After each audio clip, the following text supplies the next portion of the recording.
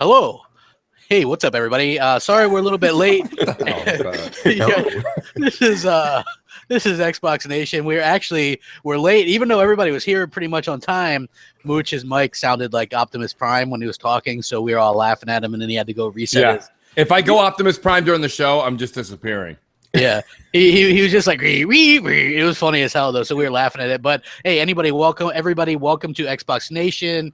We're all going to do the mannequin challenge for you, but you won't be able to tell because it's, just you can only hear our voices. We don't do the live thing, like the cam thing, like She-Wolf and GKB and Rand. We're too cool for that, so we just do like kind of more the regular kind of gimmick, and we have fun with that. But anyway, we do have a lot to talk about. Personal shot? Should we take that as a personal shot?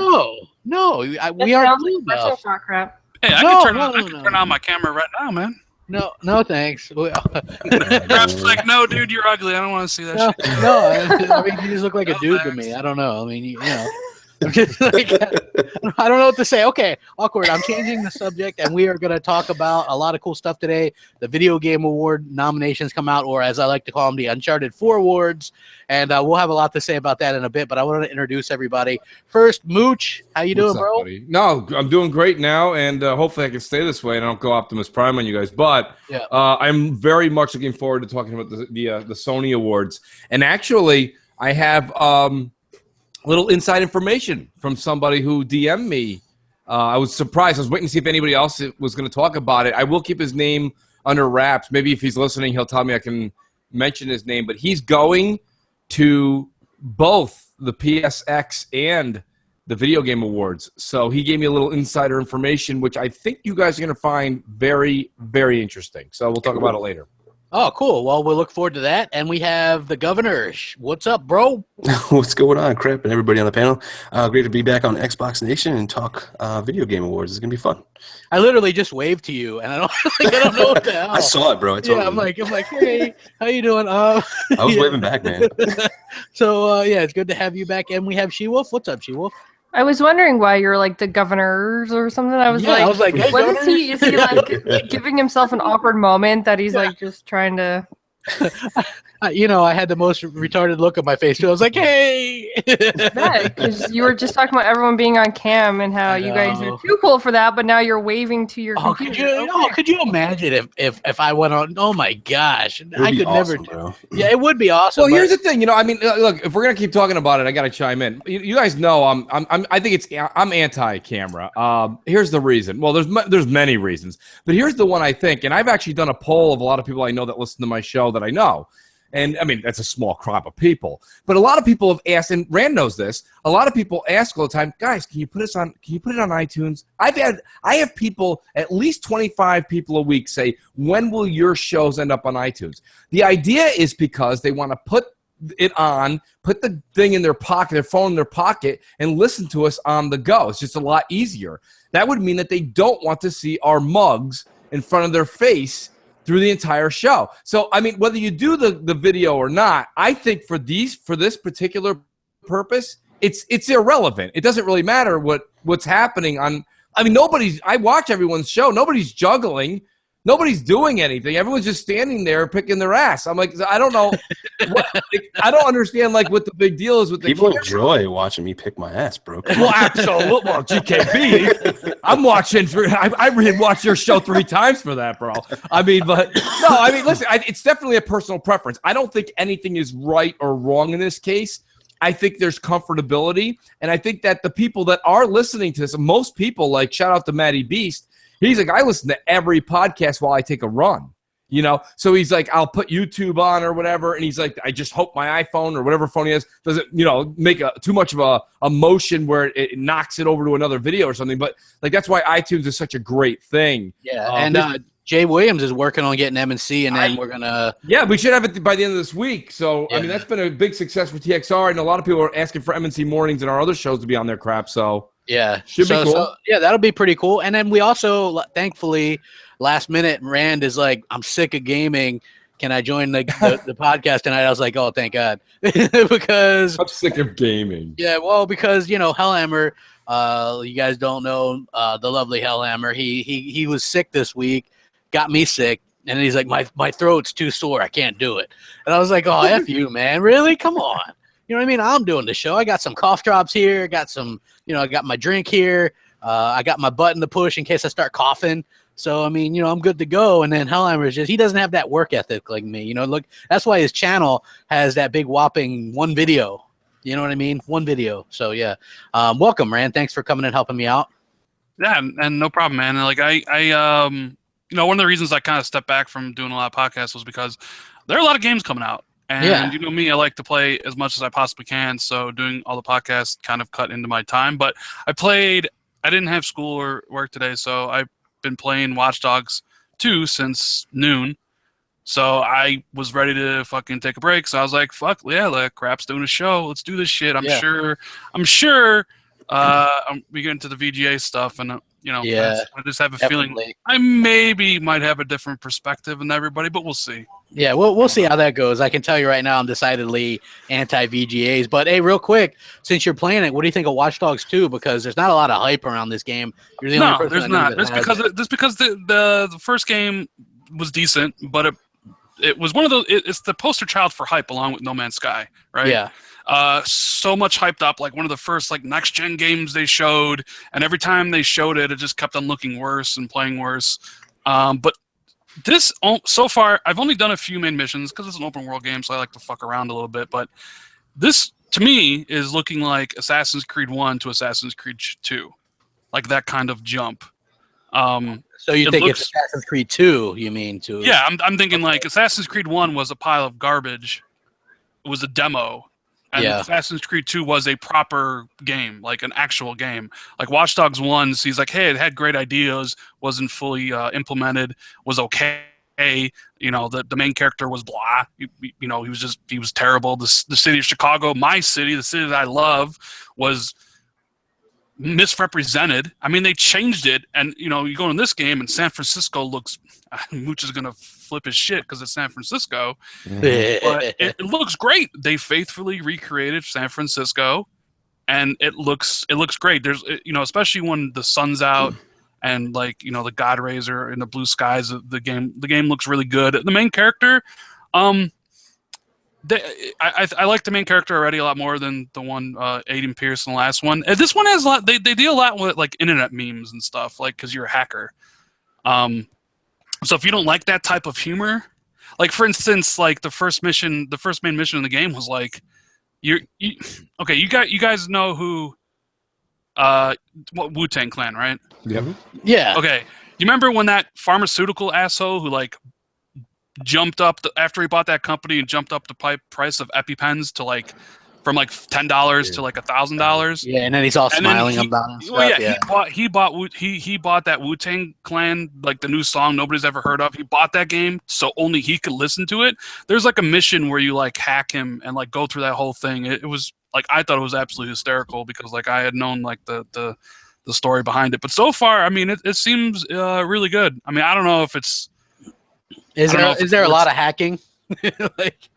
Oh yeah, there are a lot of. I also know they successfully represented the hipsters and millennials in that game, which is also fun. Yeah.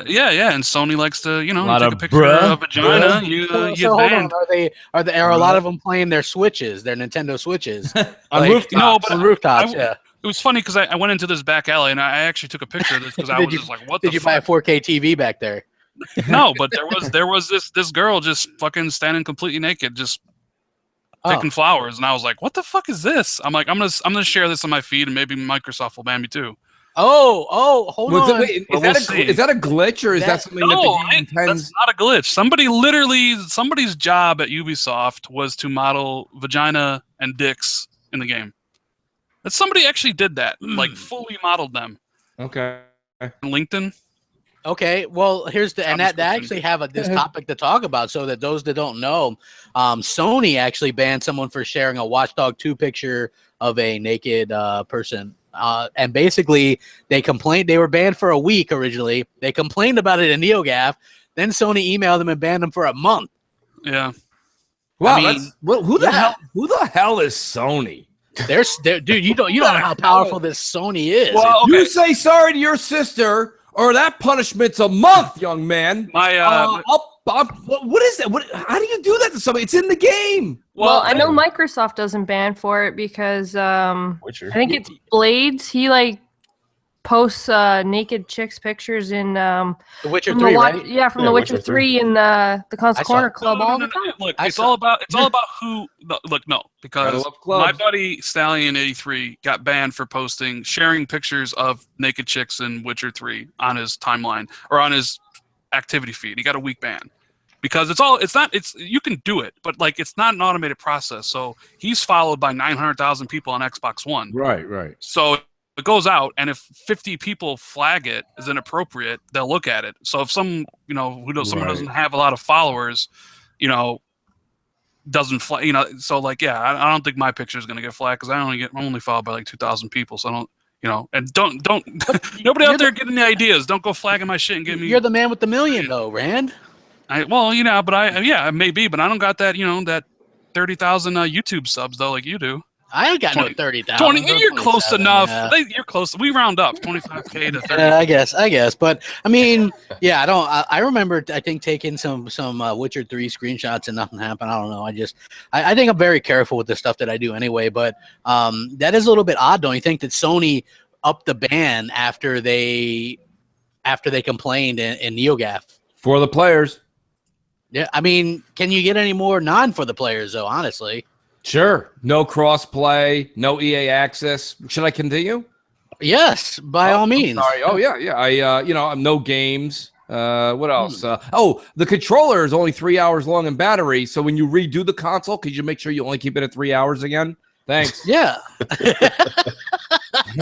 Really? Hey, tell us how you really feel. Hey, listen, I got news for you, man. Maybe that whole microphone thing set me off earlier, but I mean, there's a lot wrong with Sony. The fact that, listen, you can go ahead and have a conversation with that individual via email, but you don't say, oh, you took this to another level, now you ban it. Mooch, don't forget how great their customer support is and making you pay for when someone hacks your account and steals money from you. Right? The list goes on and on, crap, and I mean, we're going to even find out how much more great Sony is with the Video Game Awards coming up. I'm so excited. I'll get into that. We're deep teasing the audience. Go ahead. Deep teasing them, so they got to stick around for a little bit. But I did also. Did anybody else want to talk about this whole ban thing with Watch Dogs 2 and pictures and dirtiness? I mean, I think... Yeah, GKB, I knew you were dying to jump in there. I mean, I think it sucks. Like, if it's in the game, I mean, I get that people, might not want to see that on their activity feed and all that stuff, but banning people for it, I think you should just remove it off the activity feed and stuff like that, and not banning people for something that's actually in the game. I mean, that's not really fair to them. Or they should actually have something like what Twitter does, or pretty much everything nowadays, and have a mature thing where you have to click on it to see what it is, and you have to confirm your age. Like, let's be honest, everything fucking has it nowadays. My point is just like there's more options out there than just banning people. Like, this is stupid. Like, you had the options, I think, in your settings to see to pick what you want to see on Xbox, or I'm not sure about PlayStation because I want to see it all. Yeah. Exactly. Look, it's video games. It's not even like it's real. You don't want to see it though. You don't. Look, Jim retweeted that. He said he looked like a fucking hairy bear face.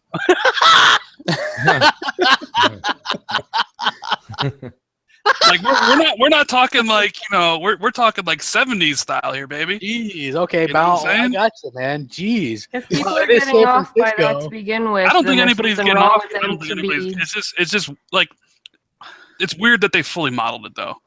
That is like hey, hold on. I would want that as my LinkedIn profile, as my. Yeah. I was the guy that did the JJ and Dick models on Watch Dogs 2. Well, I mean, so you can tell let me turn this subject into something a little bit that I don't know if anyone else would. I watched a lot of reviews, and Randy, I don't think you have your Watch Dogs 2 review out. No, I haven't finished the game yet. Right, but I did listen to JKB's and a few other people's, and to be honest with you, this doesn't surprise me. Let's backpedal here. It's the same thing that Access Hollywood does. It's the same thing anything does. That's a lot of people are giving Watch Dogs 2 a mediocre score. Okay, it's not going to get a 5. It's not getting 9s. I'm seeing 7.5s. I'm seeing 8s, 7.7s. My point is this, and I didn't play it, so take that with a grain of salt. This is based mainly off of JKB's review, but he's a guy who's all about story, okay? And he said the story kind of goes all over the place. It's kind of a mess. He says that they do a good job in the beginning of what they're doing, and then these millennial type hipster, like he said, they work too hard on the trying to act cool, and they changed storylines too often, and they have these nude model things going on. My point being is, like, it seems like this game, just like the first one, is trying to do so much stuff, yet it does a lot of everything. It's a diner, right? It's a diner. It does a lot of things and nothing great. Jack of all trades, master of none. Absolutely, Rand. And that's where I'm going with. And that was my fear with Watch Dogs 2, was they were just going to cram more shit. Like, so now they're going to go from 10 pounds into a 5-pound bag to 15 pounds in a 5-pound bag. They keep putting more great ideas, but the problem is it's smothered and nothing ever clicks. Rand, are you too early into to discuss that? No, I mean, JKB's right. Like, the story so far is, honestly, I don't know what's going on. I mean, you're DedSec, you're hacking, and you're building up your followers to go after. I'm not even really sure, because he is right. Like, some of the missions I've done, they're all aligned along, like, getting more followers to do something, and it's not exactly like I'm not exactly sure what it is yet. Like, I don't even know who the antagonist is yet. Like, right. So, like, yeah, I mean, it is kind of like, some missions are better than others, but they're loosely connected or not connected at all. I mean, I guess as far as the story goes, they try to go for a lot of humor. Like, there's this, I infiltrated a Hollywood set to fucking steal the car which is modeled after fucking Knight Rider. It's a talking car, but it's not like they don't call it Knight Rider. It's something similar and shit, right? So it's supposed to be like, oh, I know Knight Rider from the 80s, right? And then now my mission is to infiltrate the mad state religion, which is a play off the Church of Scientology. I'm supposed to, like, talk about a guy who looks just like Tom Cruise but is not Tom Cruise, right? Great. So it's like, okay, like, if you like that type of humor, and I'm saying some of it is funny, like, not all of it. Obviously, some of it falls flat, but, like, some of it's like I was laughing out loud because some of it's good. But, you're right. Like, if I had to give a rating now, I'd probably give it, like, solid 8, like, for what it is. I mean, but this is coming from someone who gave Watch Dogs 1 like a 5.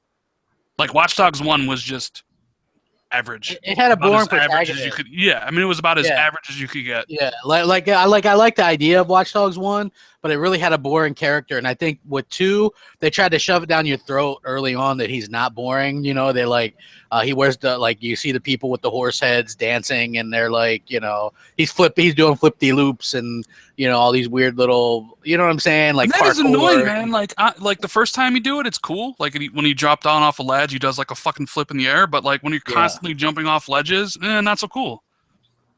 Yeah, so I mean, yeah, like, to me, that's why that game, even though I'm interested, I'm like, well, first of all, it's a Ubisoft game, so it's probably going to have issues at launch. I could just pick it up next year, probably for $25-30. I'll trump you and say that you can pick it up Black Friday for $30.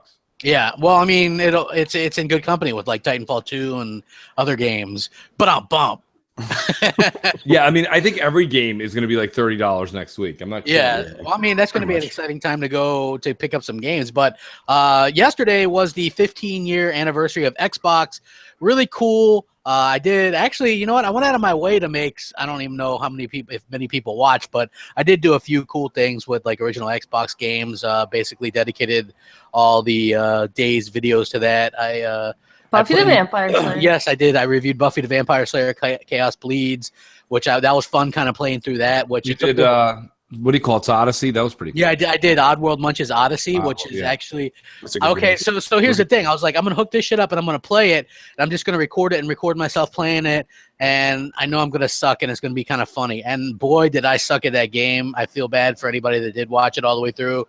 I must have fallen off some of them platforms, 6, 7, 8 times. Just like I don't know what the hell the deal was. Like, going back to using that Duke controller was odd, even though I love the Duke controller, but I hadn't used it in a while. So I'm just sitting there like, hey, here I go. I'm playing, original Xbox games. And I spent a good, like, 6 or 7 hours the previous day doing recording and stuff.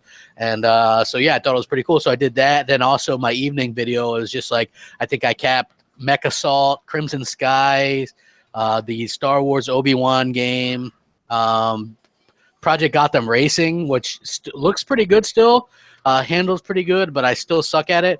But yeah, it's like really phenomenal, and a lot of people don't give Microsoft the credit they deserve for not only being around 15 years. Nobody gave them this, said that they'd be around this long.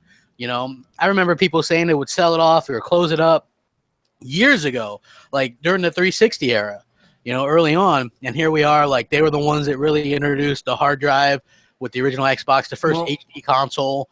Crap, real quick though. I mean, here was what, and if I was really busy yesterday, so if I'm missing something, please guys interject me and tell me.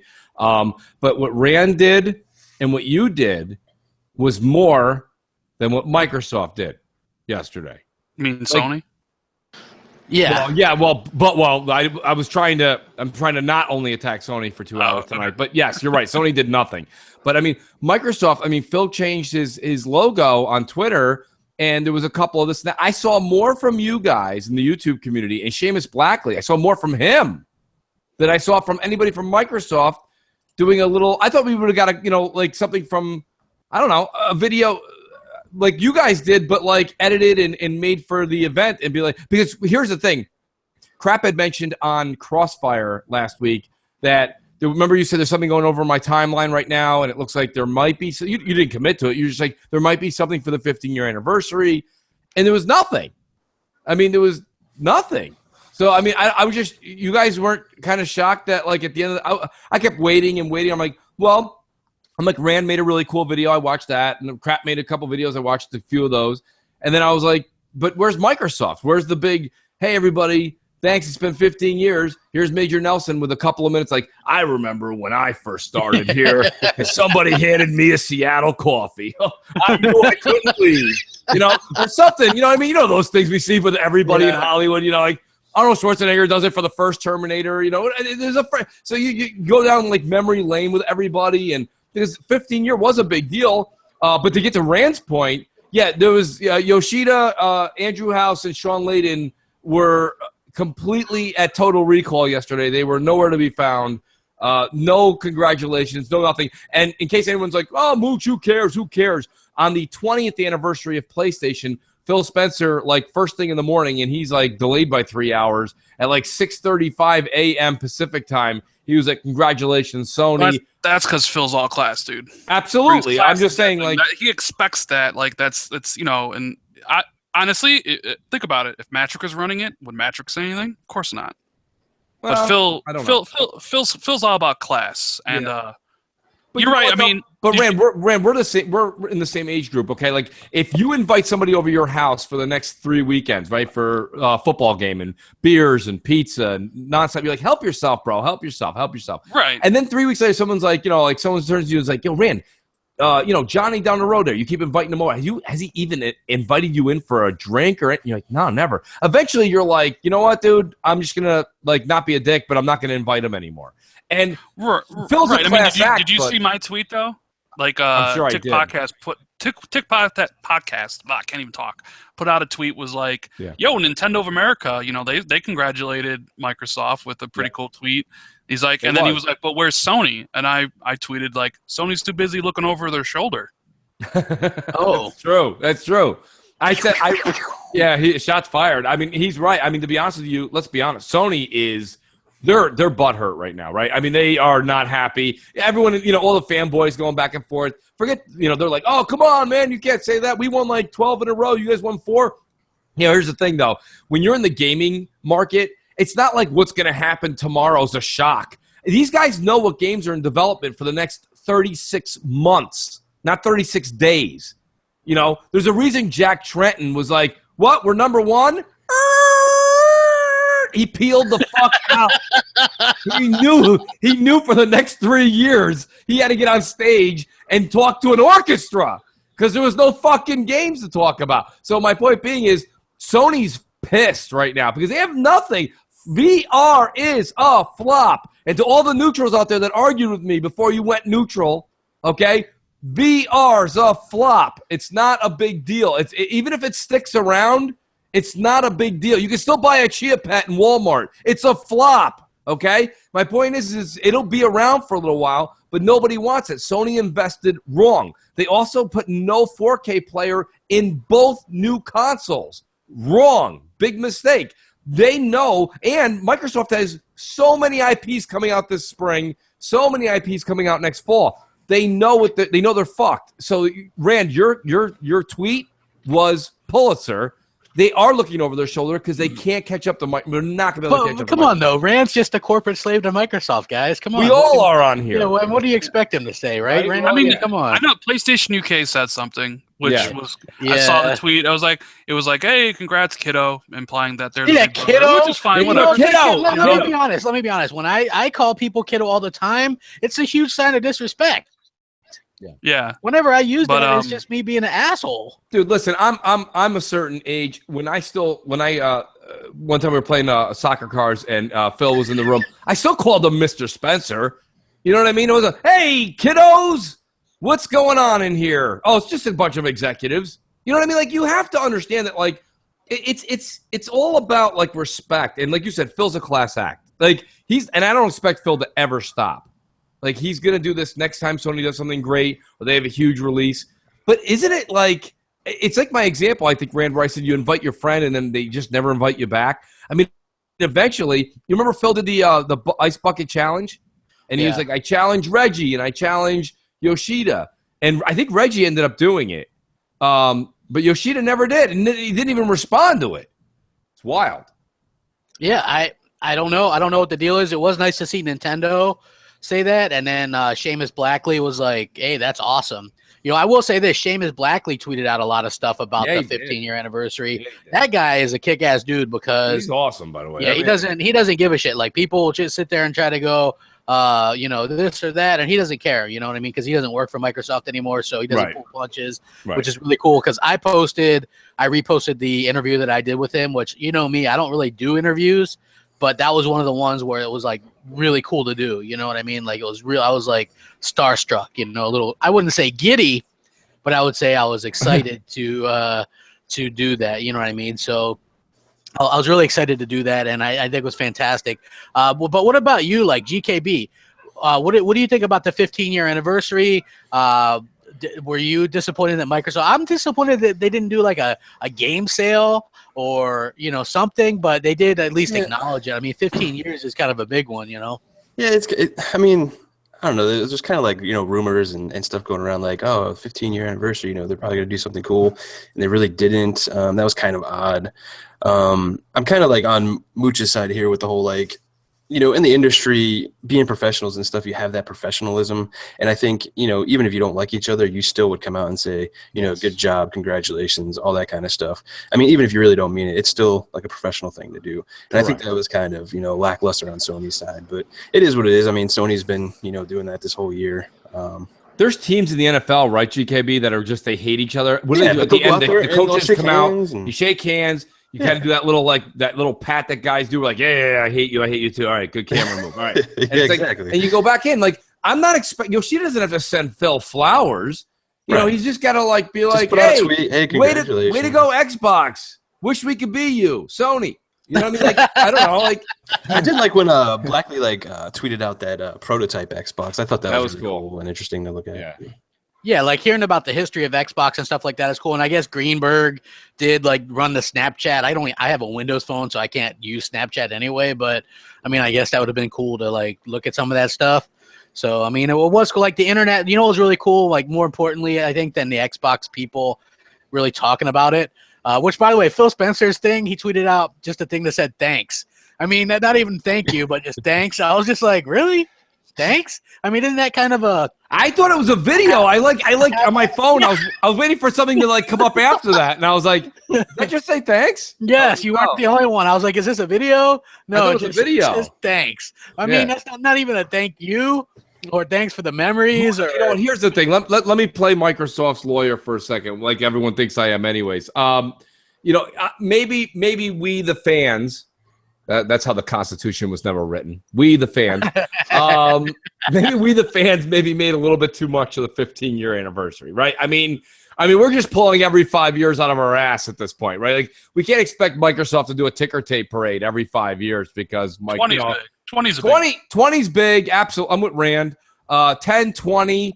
Actually, I hate to say it, 25. You got to go 25. 25 is big too, yeah. Right. And then after that, 50. Then you go 50. Yeah, you really go 50 after that. Like 30. Like, who the fuck cares about like 32, who cares 33? about 30, 35, 40, Yeah. 45? Hit the 50 and we'll talk Maybe about 60. it. 60 is probably is big too. I think after 50, Rand, you're lucky to like that goes for human beings. After your Oh, 50th yeah, that's birthday, true. That's true. every birthday should be like Billy Madison, where you got clowns and fucking pools and everything else going crazy. Just I would lucky to love be that. alive. Yeah, no, I think, but Mooch, I think what it is I think people hype themselves up. I saw people out there thinking, all right, they're just going to announce original Xbox backwards compatibility. It's like, no, they're not. Like, how many times do we have to subliminally say that's never going to happen? Or wait, people just expect too much. Like, if anything huge is going to happen, it's going to happen at E3. Yes. Or a private event that Microsoft is doing. Yes. It's not going to happen on a random day. No. You know, that, it's 15th anniversary. It's like they gave us some gamer picks, right? They added 2 games to backwards compatibility, Dead Space Ignition and Escape Dead Island, I believe. Right. Woo! Whoop-de-doo. I mean, Mass Effect 2 and 3 got that, so whatever. Well, I'll take those. But, I mean, other than that, I mean, they had some streams on Beam. Phil talked, answered fan questions for an hour. I mean, some people don't get to interact with Phil that much in that way because he was like literally just was like reading questions as Dan AU played Halo Wars 2, and then they announced that Halo Wars 2 is getting another beta early next year as well for Blitz mode, open beta or whatever, which is kind of cool. They hadn't announced that yet, but they announced it on the stream. But yeah, people just get themselves hyped up too much. You want to get hyped up? Wait for E3. I think Rand's 100% right. It just coincides with what I'm saying. Like the fans make more of this than anything else. It's like, and don't get me wrong. That's what. Listen, what are fans? Fans is short for fanatic. Okay, so like that's what fans are supposed to do.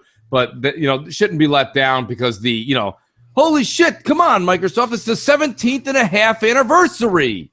Like it doesn't mean you're gonna get something. Like a 2-month anniversary with a girl. Like they're pissed off because you didn't celebrate it, and you're like, what? Yeah, don't you know what today is? It's Wednesday. Wednesday, Xbox Nation, woo! Hump Day. Yeah, that's what I'm talking about. Ain't that right, She-Wolf? Come on, what do you think, She-Wolf? 15-year anniversary? Shouldn't that be something that's silver or some shit? Are you stereotyping right now? Cause I bet you she remembers the first time her and GKB kissed, and he doesn't. I'm sure. I bet you. I'm sure. I have a memory. I remember. I can picture the day, but I don't know what day it was. Mm-hmm. I remember. It was a frosty. You remember frosty what day was it? Not the day, but Oh. but I know when it was and where and everything else. Well, plus, you have to look at asking us something like that. It was kind of like a really I guess big step for me to begin with because of the fact I came to a whole nother country, so. Yep. True. It was it was the very first day I came to a whole nother country, so it's kind of hard to forget. Come on, Canada's you went from America Junior to America. Not really a big exactly. Okay, first off, when you never leave the town you lived in for 20 years, it's kind of I literally never left my family for 20 years. I know it's going hard. I know it's hard going from milk in a bag to milk in a plastic container. Yeah. Wow, nice. Very funny. Hey, somebody just posted a video that we haven't seen yet, Mooch. Some kind of 3-minute video on YouTube. That a thank you video. Yeah, someone just sent us a video. Apparently, thank you. Yeah. The Xbox. They filmed one yesterday. That was the ambassadors. I still feel like a horse's ass. But She-Wolf, I mean, what do you think? I mean, 15 years shouldn't that have been? I don't know. Maybe granted a sale or something, right? Well, they did something at 10 years, didn't they? They actually had a whole game sale and stuff. So, I guess 15 years. I guess it would have been cool to see say a backwards compat sale, if they just put all the games from backwards compat on sale or whatever. Just I guess something small would have been cool for the day or whatever. But really, like everyone has said, you don't have to. What do you call it? Celebrate it at every 5 years. Just adding to that real quick, this guy Electro Fidget that keeps sending me a million things. That's like the janitor, and that was the guy outside to sell snow cones at lunch. That's not what I mean, Fidget. All right. Thanks for sending me the live feed. Hey, dude, he could be a fan, Mooch. Come on. a fan my ass. Like he's sitting there and he's like, would you mean like these thank yous? And it's like a guy outside across the street from Microsoft's office sandwich. And, well, I liked it. I was going to get pastrami today. But it's Microsoft's 15th birthday, so I decided to get some green eggs and ham. Ha ha ha. What the fuck, dude? I don't give a shit. I don't know. Like, do you mean he like looks hard to the paint? He's that guy that even if he's like playing for the church league, he's throwing elbows when you're playing basketball. Absolutely. Like, and you're just like, holy crap, this guy's gonna get our asses kicked here. I'm Vince Vaughn in fucking dodgeball. Get out of here. Of course. Who the heck? Who's got this kind of time? Hey, Fidget, do me a favor. Grab a beer and enjoy fucking Xbox Nation. This guy's going through the archives. I got a question for you guys. What is your single greatest memory of the last 15 years of 15 Xbox? years? Man, I think mine was probably wow. Maybe KOTOR. KOTOR. It's a good Yeah, choice. when I got that, I think I stayed up Not Buffy? No, it was KOTOR. I stayed up 20 straight hours when I got that game. Yeah, I got kind of stinky. I got kind of stinky. I was like, yeah. But Stinky? yeah, I had to get that. I had to get Whatever the hell that it took, means. it take you it takes you like 8-9 hours to get your lightsaber, and then I didn't want to stop. You know what I mean? Like it's hard to get engrossed in games like that nowadays. But that game was amazing for its time. Like I remember playing that because I remember I always said I got mine late, but KOTOR was one of the first games I got, and that game was amazing.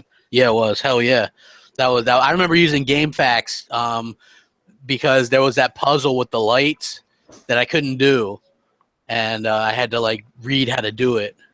Still pisses me off they decided to make an MMO, not a fucking KOTOR 3. Yeah, apparently they canceled KOTOR 3 at one point, but they don't know why. They don't know not know why. No, I'm sure they know why. They just don't. Well, whoever it was that doesn't work there anymore and was working on the project, and he didn't know why at the time. Well, like KOTOR 2 was who did KOTOR? It was the people that did the ones who did Fallout New Vegas, but they were a different studio at the time, right? Yeah. No, they were Obsidian still. Were they Obsidian still? Okay. Yeah. And that one was rushed. I don't think it sold as well. You know what happened? LucasArts, they were like, we need you to have a sequel out in 1 year. Same shit they did with The Force Unleashed 2. And they go, well, if we come out with this game in a year, it's going to be like a 60 Metacritic. And I think it is a 60 Metacritic. Yeah, because it's not a good game. Yeah. I mean, I enjoyed both because I'm a big Star Wars nerd. But, overall, I just, I don't know. I just my story's a little sappy, but I'll say it anyways. Mine is I was sick as shit. I think I had like the flu. I don't know what year was it. BioShock came out. Was it 07 or 08? When BioShock came out in 07, I think. So it was 07, and I was just like literally like bedridden. I could not even move. My brother came over, hung out, and he was like, "Dude," he's like, "What are you doing right now?" I'm like, "What am I doing? I'm trying to live." That's what I'm doing right now. I'm trying to live. And he goes, you mind if I strike up your Xbox? And I'm like, no, go ahead. And I'm like, what are you playing? He's like, new game. This game is sick. I'm like, what is it? He's like, BioShock. And I'm like, I never heard of it, man. I'm like, go ahead, knock yourself out, whatever. I'm like, just go ahead. So I'm sitting there. I'm fucking on all kinds of fucking, like, Tylenol, cold and this and that. And he's playing it through, and I'm like, this game's fucking amazing. I'm like, what the fuck is this? And he, blah, blah, blah, this and that. And he's like, well, usually whenever I say that, he'll be like, here, play it for a while. I'll leave it with you, and I'll come pick it up on the weekend or something. This time he was like, nope, taking this shit with me. I was like, oh, fuck. So I ended up going to buy it. But, like, that's, like, the memory I have of just, like, wanting to just sit back, felt like shit, and I just played through BioShock. I went and bought it, played the shit out of that game, which is why I still think I'm, like, an uber BioShock nut. But, yeah, just like most of my stories are all my brother playing Gears of War. Like Xbox has just like always been something in our family that like we much like everyone says on these podcasts, like we've always owned all systems. But depending on the generation that you're talking about, me and my brother are very brand loyal. No shit, right? You guys couldn't tell, but we're very brand loyal. So like with us, it was always Xbox, and like he has a PS4 now. I have a PS4. But whenever we go over each other's houses, like we always strike the Xbox up. We're always jamming on that. So I guess that's my sappy story. But that's pretty damn cool, though. I mean, I think that's awesome. What about you, GKB? Mine is it's kind of funny. Like, so like my oldest memory is like playing Halo on there. So we had an Xbox. Everybody's like plugged in. We're all playing on the same screen, like you did on the old one. And then my buddy calls me up and he's like, "Yo, man, we got to try this thing out." And I'm like, "All right." So he comes over with a bunch of friends and they all have Xboxes. He brings a router over. We hook them all up, and then it was just bananas the rest of the time, man. Just playing that huge multiplayer with 4 Xboxes all connected together on this router. It was just one of my favorite times of all, just going crazy. And we just played until we literally just passed out and just laid on top of each other and just freaking woke up like hours later and then started playing again, man. It was a fantastic time. You and your buddies laid on top of each other. I was going to say, I don't know if that was the right term to use. You all just got like your minds in the game. You said it.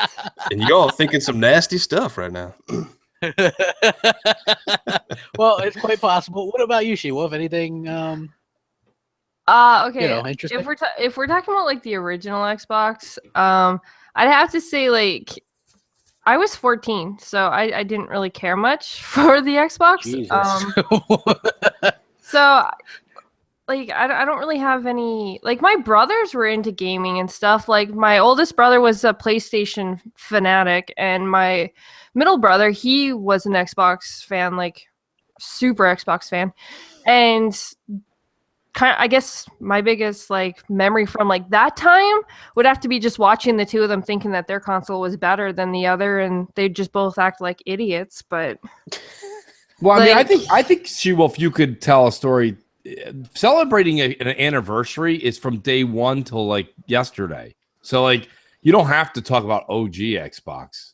Well, I'm just saying, like if it was that far, like I don't have like any. If you and GKB are honoring your 10-year anniversary, and somebody was like, 2 years ago when I was hanging out with She-Wolf and JKB, you can't stand up and be like, no, talk about the fucking wedding. Only about the wedding.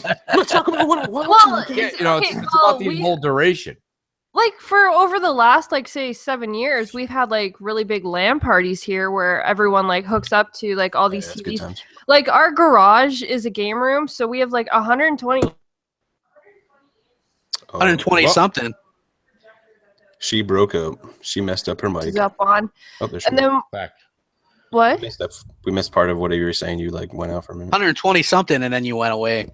We have 120-inch screen that we made for the projector. So we used to hook up like 2 Xboxes to that, or 1 Xbox to that, and then there was another screen that was on the side that had an Xbox would be hooked up to it, and then we had his simulator that he built. So we'd have like another one hooked up, like, so we always just had like so many people just sitting around. Like we did it for Destiny when Destiny first came out, like the beta and everything. Everyone was here playing that and trying that game together and everything. So I guess like if we're doing that, then I guess like over the last 8 years and stuff, it's just pretty much been all different LAN parties, but that's about the gist of it. Oh, that's pretty cool, though. I mean, it didn't necessarily. I mean, Mooch's was more an Xbox 360 thing than an Xbox thing. But yeah. What about you, Rand? Anything that sticks out?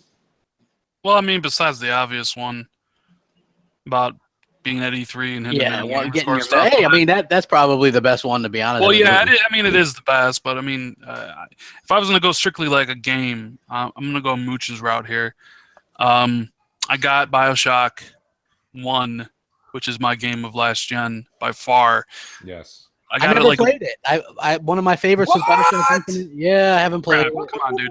I'm gonna pick up the collection on Black Friday. Kmart sold them 2 weeks early on accident, and my buddy picked one up for me. I paid $150. I was like, get it for me. So here I am playing BioShock 1. No reviews are out yet. So I don't know what I'm in store for. And the game blew my fucking mind. Yeah, that's even better. Right? And I'm like, I'm trying. I'm like, I want somebody to talk to. I want someone to talk to about it, but I can't. And I'm sitting there just like all giddy, like, oh my God, you guys have no clue what you're about to experience here. Yeah. And I'm like, but then I'm starting to think to myself, am I crazy? Is this game that good? I mean, like, because you don't have any of the someone else to bounce to. It's like, no, Rand, it was that good. So I was like doubting myself, but yeah, that was. Like that twist in the middle of that game, without getting it spoiled, without knowing that that was fucking phenomenal. It really was. I mean, Rand, you actually messaged me on. I think it was Xbox or Twitter, one or the other. Yeah, I saw you playing. Yeah, I was playing some of the collection, man. I'm probably a quarter through the first one. There's just so much stuff to play, but I got to be honest with you. All these great games that have come out, all of these great games, and I'm not going to say anything bad about any of them. All these great games, the smile on my face playing BioShock on Xbox One is there's nothing else I've enjoyed more this year. The wrong way to put it, but I'm talking about inner like gratitude. You know what I mean? Just amazing. That is pretty kick ass. I think it's with so much with like I like to talk about a lot of the other stuff, but really that's why I spent pretty much yesterday. All the videos were just about Xbox and just that was cool. Yeah, you know what I mean. It was. I was really glad to see you and Rand do that. I watched your shit. Yeah, it was good. Yeah, and not only that, but I got a ton of stuff. I'm going to start doing like a Throwback Thursday review like every Thursday now since I have like absolutely recorded a shit ton of footage. So I think that'll be cool going forward as well. Now on to what I wanted to talk about for a good majority of this, which is Xbox games get snubbed at the Video Game Awards. F you, Jeff Keighley. You suck. I hate you. Look, we've talked to a lot of people, and Rand will probably back this, what I'm about to say up, because Rand was at E3 talking to a lot of people in the gaming world. I've been friends with JKB for a while, and JKB tells me about this and that. And, we had a couple behind-the-scenes chats and stuff, me and him. And Jeff Keighley's done a lot for the gaming world, first of all. So and I'm going to go in on Jeff a bit, but I do want to say this much. Nobody's perfect. He does a lot for the gaming world, so I do tip my cap off to him. Man, I was getting ready to go. I was expecting you to go on a big mooch rant. Come on. I am. I'm just saying. I'm just trying to give the guy credit because, the guy loves what he does. The problem, he doesn't get a lot of help from what I hear in the gaming. When he's trying to create, in this award ceremony thing, he gets almost zero support from a lot of people. So that being said, Jeff is very much he's a Sony fan, and you might go, well, how do you know? He's posed for pictures. He tweets out things with Kojima-san and another san and a couple other sans, and he does that thing. And then when Fallout 4 came out, Fallout 4 was a Microsoft marketing deal, and Jeff Keighley goes, guys, I'm about to tweet something out that's amazing. I think I got my own. What was that thing called? The something boy. There was that thing you put on your arm that came with the Mega Pip-Boy. Yeah. The Pip-Boy. He's like, I got my own Pip-Boy. I'll take pictures of it shortly. So I was like, oh, shit, that's cool. That's cool. I wanted to see it. I want to see the Microsoft packaging, the whole nine. And he's like, thank you, Sony. And I was like, what? Sony? And he took pictures of him and the box was Sony and this big contraption. It came in was a Sony briefcase that was all locked up. And look, I said this on Crossfire. He likes the there's nothing wrong with this, but he likes the Japanese culture. I think Jeff speaks some Japanese. There's a lot of people in this country that like anime. They like the Japanese culture. There's some people like the Italian culture. Some people like whatever. He just seems to like that, and I think that's where his bias. If you were looking at him on a meter from 0 to 100, he's like 60. His pointer's like pointing 65 degrees towards the Japanese side. He just likes that culture. Now, I do have some interesting news here, everybody. So a fan of mine and someone who's just big on gaming, because when I read this to you, he DM'd me. He goes, hey, Mooch, you mind if I DM you something? He goes, I want you to know something. And he goes, if this is common knowledge, he goes, I don't think a lot of people know this. You might want to share it on a show. So I thought, well, hey, the next show is Xbox Nation. So this is what a gentleman wrote me. And if you guys are ever wondering why the audience at the Video Game Awards claps their hands like sons of bitches when it's a Sony game, and then when it's Microsoft, it's crickets. So he goes, I live in I can't say his name unless he writes me and says I can. I live in Newport Beach, California. That's Orange County. He goes, 45 minutes up the freeway is Hollywood. The Game Awards are in Hollywood on December 1st. The next day in Anaheim is the PlayStation Experience. Anaheim is 30 to 40-minute drive from LA. I have tickets to both events. He has tickets to both events. Keep that in mind, folks. Anaheim is 10 minutes inland from Newport Beach, just for reference, he writes. So everyone that bought a ticket for PSX got an email. This is interesting. Everyone that bought tickets for the PSX, the PlayStation Experience, got an email inviting them to buy a $10 ticket and as many as you'd like to the Game Awards. Normal Game Awards range from $25 to $35 a seat. He goes, you can see yourself what do you call it there? So the reality is the Game Awards is filling their seats with PSX people. He said, remember, the Anaheim Convention Center holds a shitload of people, so I bet the audience is no less than 80% Sony fans. The whole scenario is stacked in Sony's favor. He goes, it's slick to put the Game Awards packed in into the same weekend as PSX. It's basically one big event. So that being said, I mean, this is some of the nonsense that all goes on behind the scenes. A lot of people, listen, you guys are all saying, who cares? Who cares? That's fine. No, I care, actually. I think that it's interesting. Isn't that something? Yeah, I mean, I knew they were close together, but I didn't realize that. Emails. Yeah, wow. Discounts for Sony fans. Because let me tell you something. Greg Miller, every PSX, takes his little recorder for Kind of Funny, and he goes up and down the line at PSX. You can't get more Sony than this. These are the lunatics that troll us online. These are people that are dressed as anime characters all year long. Okay? This is what I'm talking about. These are the people, and they're getting $10, as many tickets as you want to fill up for the game. Now, I don't know if that to me was like, this is all the stuff we talk about. Or at least I won't put words in everyone's mouth on the panel. I'll say me. There's a lot of things that go on subliminally, people. And you all go, Mooch, you're crazy. Take it easy. Just play a game. It's just games. It's not. It's a mega business, okay? That's why we're doing this. It's a mega business. This is ridiculous. And this is, again, catering. Why should the Game Awards audience be – that's why when you hear them be like, and now a trailer for The Last Guardian, you're – Are people crying? And then they're like, and now we actually have Marcus Phoenix himself. Here's the actors that play it. Everything.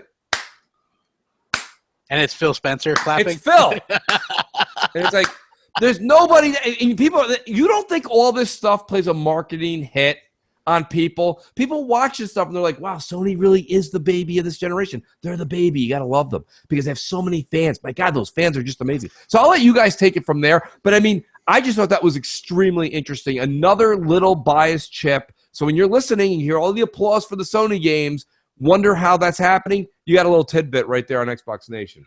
Well, that is very interesting. Like, I had no clue about that. No. That is damn interesting, to be honest with you. So I think that's very, very, very interesting and enlightening. Thank you for enlightening us all, Mooch, to the biased nature of the Game Awards. It is out there. Hold on.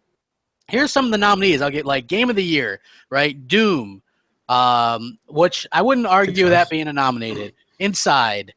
Nope. You know, Rand, you're going to fight for that to be on there. I hear you all day, right? Overwatch. Nope. Yikes. Titanfall 2. Yikes. And then Uncharted 4. Those are the 5 for Game of the Year, right? And I can see, I'm not saying Uncharted 4 shouldn't be in the running. I'm just saying maybe Overwatch and Titanfall 2 shouldn't be. Right. I'd go Overwatch should definitely. Overwatch should. Like, if you're asking me, I would swap Overwatch for Forza Horizon 3. Exactly. Obviously, Inside is probably going to be my game of the year, so I don't have an issue with that. I don't have an issue with Titanfall 2. What I played at Doom seems pretty goddamn awesome. Obviously, I haven't played Uncharted 4. Titanfall 2 over Gears of War 4? Like that. Yes. Wow. Titanfall 2 over Gears 4 all day, every day. Holy crap. Wow. But that's just me. But that's just one man's opinion. So I mean, yeah, but wouldn't you agree that it would be okay to, like, this is the thing, right? Like, and I brought, someone was chatting with me in the chat before we went live, and they're like, yeah, Gears was good, but it's just more Gears. And I'm like, but there's also Uncharted 4, which is Uncharted, just more Uncharted. You know what I mean? Like, how is it okay for one and not the other? It's not. Yeah, go ahead. No, I was going to say, no, it's not. Like, you can't say it's okay for one and not for the other. That just doesn't make any sense whatsoever. Yeah, that's what I'm saying. It's like, wow. And then they do Best Studio Game Direction, and it's the studios that are in the Game of the Year nominees. It's just Blizzard, DICE. Well, if you look at Best RPG too, when you go down there, like, I mean, I'm not saying anything about Witcher 3. I think Witcher 3 is a fantastic game, but the DLC, like Best RPG for this year, it's kind of a stretch for me. But does that say more about the fact that there really aren't RPGs enough to fill it out to actually just have DLC included in it, right? Yeah, there's not. I will say this is a lacking generation with RPGs. I mean, because what other RPGs? I mean, because the game had to come out by what, the 20th for it to be considered for this list. I mean, the biggest one already, Final Fantasy 15, can't even be included in it. I can't even really think of any other. They got 5 games on there, so you take. What games they got on there? What games they got on there? You have Dark Souls 3, Deus Ex: Mankind Divided, Witcher 3: Wild Hunt. You have World of Warcraft Legion and Xenoblade Chronicles. Deus Ex as an RPG? It's got RPG mechanics. It's got RPG elements, but then so does Call of Duty with, well, maybe not anymore, but I mean, okay, it's okay. Like Deus Ex is stretching it there. I'm just saying, that is a stretch to not have the DLC in there. Well, okay, so I only saw like the actual like Game of the Year nominees. Was Gears nominated at all? Gears was nominated for best multiplayer game. Forza nominated? Tell me Forza was nominated for best racer, at least. Best sports racing game. Okay. Yeah, it was, but it's up against NBA 2K, Pro Evolution Soccer, FIFA 17, MLB The Show, NBA 2K17. Well, then Forza's got that locked up. I mean, I know how popular FIFA is, but if you look at the meta, I think Horizon is higher than all of them. Because look who, I mean, like I know like it's Jeff Keighley's show, as Mooch was saying, and this isn't me defending Jeff Keighley, but just in the sense of like fairness and how like he doesn't vote on this stuff. I know he doesn't. I know he winners doesn't. They're voted on by 29 global media and influencer outlets. So, I mean, EGM, Entertainment Weekly, GameSpot, Polygon, Giant Bomb, IGN. I mean, Mooch's usual suspects. Kind of Funny's actually on here, too. They got a vote. So does Kotaku. Yeah. Well, actually, speaking of Kind of Funny, I've been saying this. I think if you watch the last, 6 episodes of 7 episodes of anything I've been on, I've been telling you, I watch Kind of Funny. I don't watch all of it. They have a lot of content because that's what they do for a living. But like I do listen, and they went off on Titanfall 2 the other day. They went off. They said that it was not a good game. They don't like it at all. And I'm not going to sit here and go down memory lane with Titanfall 2 right now. But all I'm going to say is this: it's not Game of the Year. I mean, it's just not. I mean, that's insane. And anyone. We had a lot of games this year. Yeah, there are a lot of games. But listen, like I'm just sitting here looking at it. The most anticipated games. Remember last year? Remember how much of a problem I had with that last year, Mooch? And it was No Man's Sky. It was No Man's Sky, Horizon Zero Dawn, The Last Guardian. It was like 4 out of 5 were PlayStation games. And this year, it's God of War, Horizon Zero Dawn, Mass Effect, Red Dead Redemption 2, Legend of Zelda. Yeah.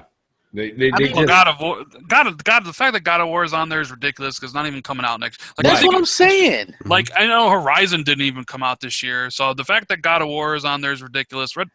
I mean, it's Sony. The point is I think that we're trying to make here is that this is a Sony. It's a Sony biased video game show. I mean, let's be like. 3 of the games that were on last year's most anticipated for this year didn't come out for Sony. Next year it's the same thing. Like you said, they have God of War on there. That's not coming out. No. It's just, why don't you have one? You have to play fair. I don't understand why you can't play. Listen, we all watch the Oscars. We all watch the Emmys. There's always, when it's best movie, they have the one that's going to win, one that might win, and then they have some artsy-fartsy shit at the end that nobody even knew was made. So you're saying Inside's the artsy-fartsy shit? No, Inside. No, that doesn't. No, my example isn't really. Turns out we're all being controlled. No, but I mean, Uncharted 4 is the one that wins, right? Rand, well, absolutely. But Rand, let me answer your question. Rand goes, is Inside the artsy-fartsy one? No, the artsy-fartsy one in this case is the Xbox game that isn't even in the list. It's not even there. If I had my choice, I would dump Overwatch and I put Forza Horizon 3 in there. See, now I'm going to go ahead and say the same thing Rand said, but I would say actually keep Overwatch, take out Titanfall 2, and put in Forza Horizon 3. Because Overwatch, as much as I'm not a fan, is being purchased and it is popular. Think about it like for me, okay? If Inside didn't come out this year, Forza Horizon 3 would be my game of the year. Hands down, bar none. Nothing even comes close to that game. And I think that says a lot because I've been on record saying that it's tough giving a racing game of the year. But and I know I'm sure there are people out there watching, rolling their eyes. I know GKB's rolling his eyes right now too when I talk about Inside like this because he didn't like it as much as me. But hey, that's the opinion. I thought it was a fantastic game. I'm just saying it's not game of the year. Like, right? That whole thing, it's like those are the games that no matter what else you played, you would rather play those. That's like no. I don't think so. But then again, maybe I'm looking at it from a little different because like that's interesting. I was looking from what I was feeling as I was playing the game, not necessarily because Inside. Obviously, I played Inside 3 times. Am I going to play it again? Probably not. I played Overwatch for 80 hours. I played Overwatch for more. I mean, so does that mean Overwatch is better than Inside? Of course not, because I've only played Inside for what would amount to be maybe 12 hours, 10 hours or so. Yeah. But I thought that was interesting. Rand, you guys have to really, I don't want to lose track of what just happened. Something kind of big just happened when you're talking about an award, right? GKB. I think there's a lot of factors besides how it makes you feel and other. But both of you are right. Nobody's wrong. Yeah. So, but what was interesting, what made my ears perk up was I'm listening to Rand, and Rand's point holds water. And then GKB's like, wait, which game do you want to play the most? That's the way, when I think of game of the year, and this is only me. This is why everyone. What do you gravitate towards back to? Yes, most for that year. Which game when I was playing it would I want to play again and again and again? And I had that shitty grin on my face the whole time. Yeah, impression on you that you would want to keep going back no matter what else came out, which makes sense. And what Rand says makes perfect sense as well. I think there's more than just one factor to do this, and I think overall, I think Jeff Keighley has a great thing. I think it's great for the industry. I think the industry does need a video game awards. But the problem is if he continues to do this and the way he's doing the nominations, and it just looks like it's not fair. I don't know how it's done or whatever, but if he wants legitimacy and he wants it to continue and get bigger and bigger and bigger, he has to do away with whatever he's doing. Yeah, and I think in this case, to Jeff Keighley's defense and what Rand was speaking of earlier, if Jeff isn't the one, Jeff always gets the slack because his name's on it. Yeah, because he's the backer. He backs it. So if he's not the one doing the picking, then he needs to pick a different way to come up with the nominees. That's not working. That's not working. He is the front man. He wants it to do well, and that's fantastic. I totally agree with that. But I think you need to come up with the categories and all that stuff, and that's all fine too. But you need to come up with a bunch of games, and I think you should leave it to the gamers to pick maybe the top 4, the most voted, the top 4 for each category, or something like that. I think, and I just want to mention, I saw this in chat. Master Chief says, I think Inside is game of the year because of an easy 1,000 gamer score. Achievements don't matter to me in that sense. If I was just based on gamer score, then Energy Cycle would be the best game of the year because I finished that in 15 minutes. So no. Or Ben-Hur.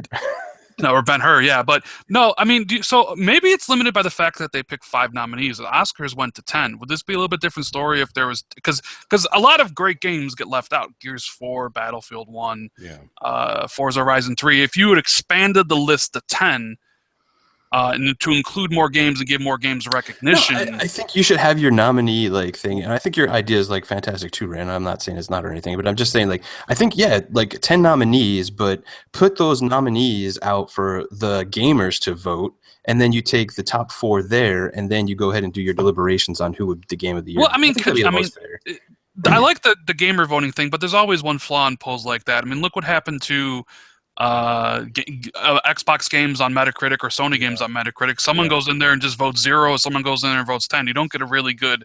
Yeah, but how is it justified? I don't think it's a.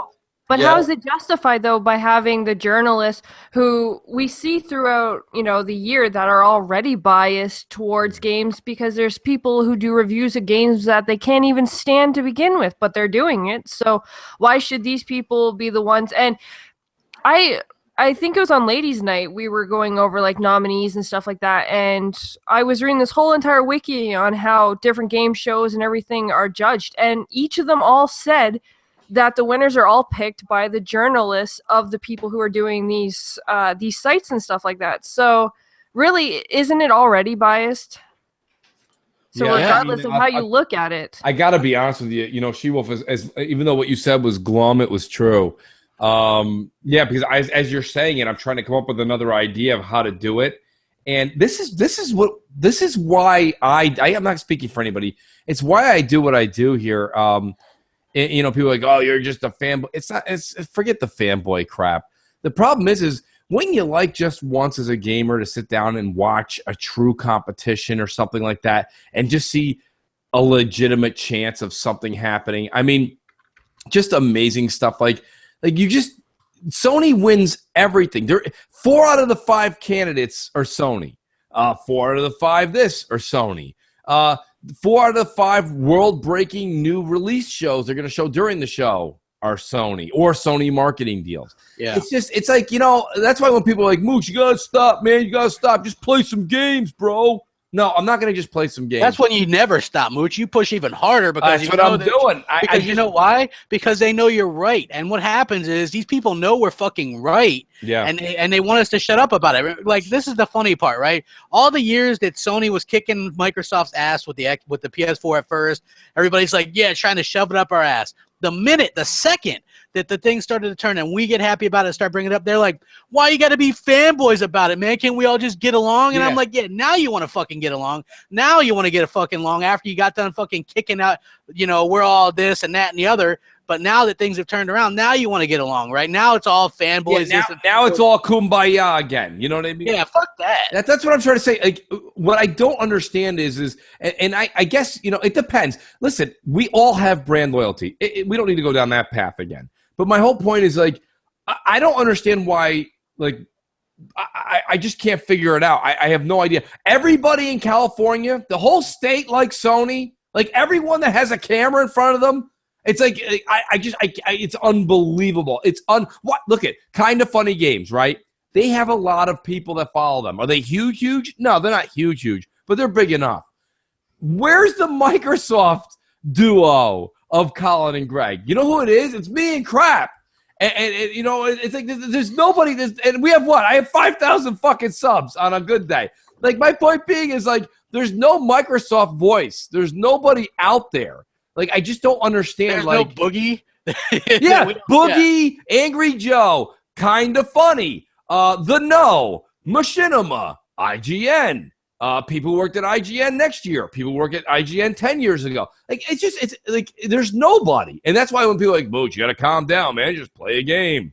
It's not about that. I just sit here and question it. Like, I don't see why. And that's why people are saying, oh, you know what, dude? Boycott the I'm not going to boycott the gaming awards. I actually enjoy watching it. I really do. Yeah, I agree. So I'm not going to boycott it, and I'm not going to say that. Because I'm going to watch it, but I just wish we would get some representation. I agree. Now, here's the thing, right? Now they do best music sound design, right? Which Gears of War to me had the best music this year, hands down, right? I forget who the composer was, but it was like some really amazing. And didn't last year that like Halo 5 got snubbed for Game of the Year as well? You know, the best music is Doom, Battlefield 1, Inside, Rez, and Thumper. I never even heard of Thumper.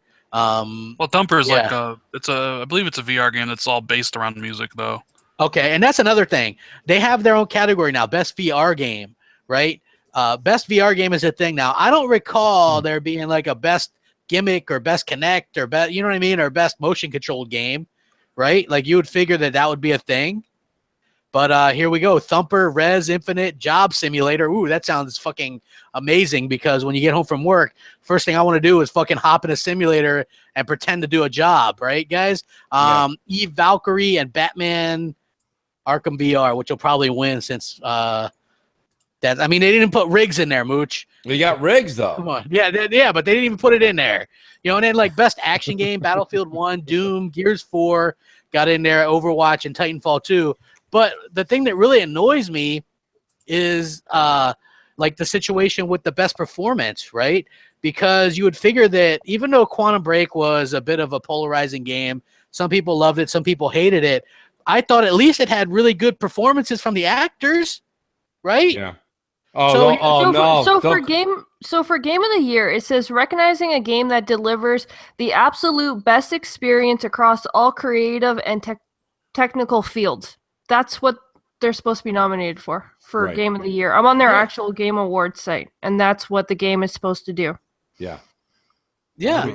Let me tell you something. She-Wolf, do us a favor while you're on that site. Can you read off the is there a voice actor Yeah, I'm going to tell you the voice actors right here. Best performance. Please. Best performance. Here's the best performances. They got 6 of them. Troy Baker as Sam Drake. Nolan North as Nathan Drake. Emily Rose as Elena from Uncharted 4. So 3 of the 6 are Uncharted 4. And I have to tell you, spoiler alert, Elena is hardly in Uncharted 4. Yet she gets to take up a spot here. Barely in it. Sissy Jones as Delilah in Firewatch. Rich Summer as Henry in Firewatch. So there's 6 spots, but 5 of the spots are taken up by Uncharted 4 and Firewatch. And then hopefully the one that wins it would be Alex Hernandez as Lincoln Clay in Mafia 3, because I think that he gave the best performance out of the people that are listed here. You know what I mean? At least it's somebody that both people from Fire. I mean, there's literally 2 people that talk in Firewatch, and they both of them are on there. Both of them, and 3 people from Uncharted. Do you see, Rand? Like Rand, I know that you're Mr.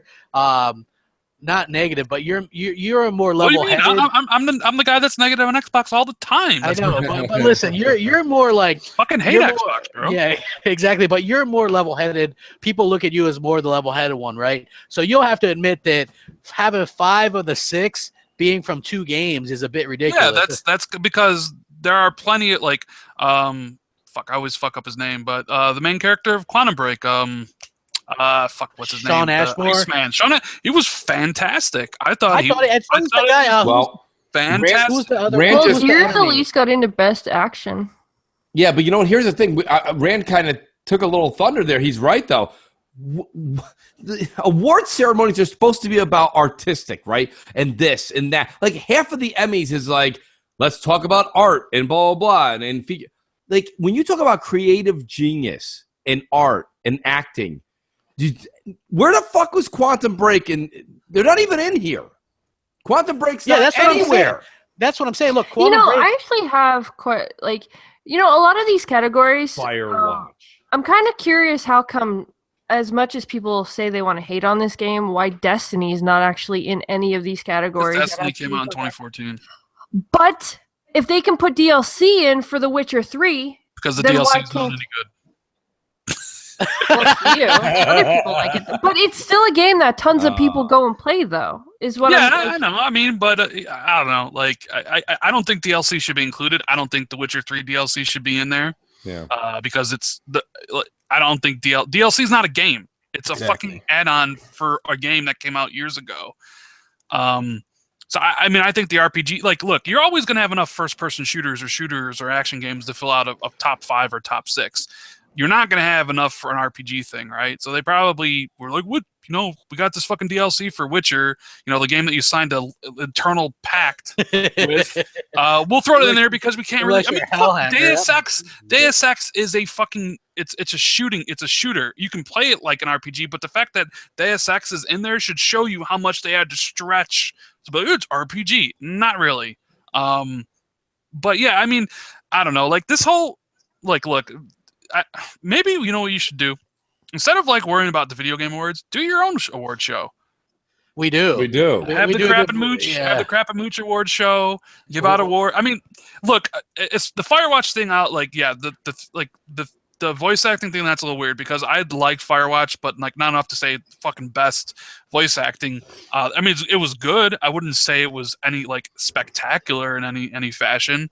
And you said the one chick from Uncharted's in it for 10 minutes? Well, then I don't see how you can include it in that. She's barely in it. Yeah.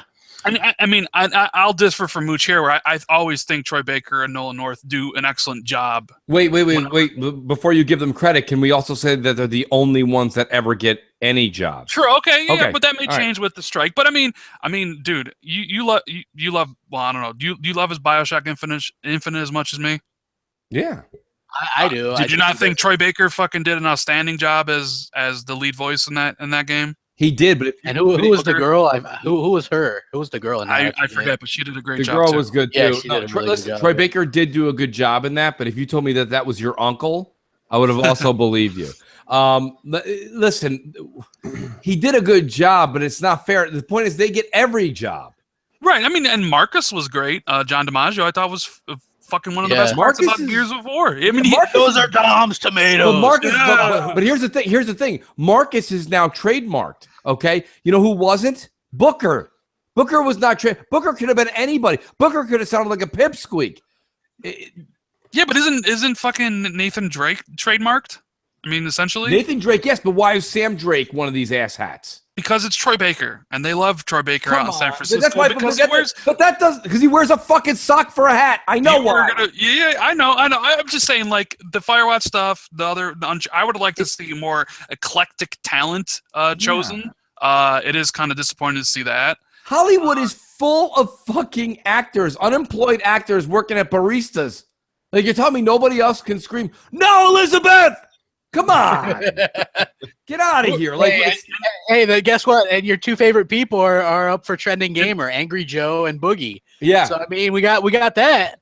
That's well, isn't what's his the guy who left GameSpot, Danny O'Dwyer, up for that too? Yeah, he's up for that, but I never heard. I of would that rather. guy, so. Oh, I know exactly who he is. Me and him went at it on Twitter. I got news for you. Is there anybody that you haven't gone at it with on Twitter, bro? No. Listen, I dabble, but listen, my point is this. I do, but listen, I don't dabble just because like I'm bored and I want to like argue. These guys are so like Danny O'Dwyer. He sits there and he's just so far up Sony's ass all the time. You know, and then what's funny is you say something like that, and then people are like, Mooch, look, this is when Danny actually liked an Xbox game. Okay, yeah, I'm sure he did. I like some Sony games. That's fine. My point is like, if I'm doing a show, if they said, okay, Mooch, starting tomorrow, the next year's Game Awards is your responsibility, I would walk into that and I would treat it would be done so differently. It would be done so differently. And you're probably going, how? Well, I have to look at the inner workings of how Jeff and their team go about what they do. But I can guarantee you I would switch 80 to 90% of what they do. And the show would be a lot more fucking showtime, a lot more entertainment. I wouldn't have Boogie on stage at all. I wouldn't have Angry Joe on stage at all. I would have actually people that that are good gamers, good people. There's a lot of people that have great gaming channels. What is one? Open World Games. Red Brad. Actually, you know what? Absolutely. I'd have him out there presenting in a heartbeat. Although, I think Angry Joe's going to win that because I think they also say you know what? I hope he does. I don't want Boogie to win it. Because I don't think Boogie's going to even show up. And yes, he will. He presented 2 years in a row with iJustine. Okay, yeah, you might be right. I don't know.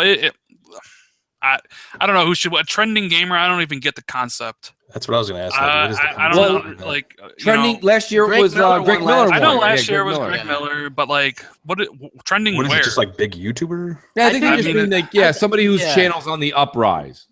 Yeah. I mean, well, then if that's the case, then that chick that freaking wears lingerie playing games should have been nominated then. Which one? She's got huge hype all over freaking YouTube and Twitter. Well, I mean, if you want to go with the biggest, then just put PewDiePie and Markiplier and Jacksepticeye up there every year. It's not the biggest. It's supposed to be the channel that's trending. But why does it always seem to be the same guys nominated every year? Just like the same two guys do the only voice acting in every game? I'm just as confused. I don't understand how nobody else has a voice. Nobody has listen, if you said, Mooch, they do all this recording in Iowa, I'd be like, all right, well, there's not a lot of big talent maybe in Iowa.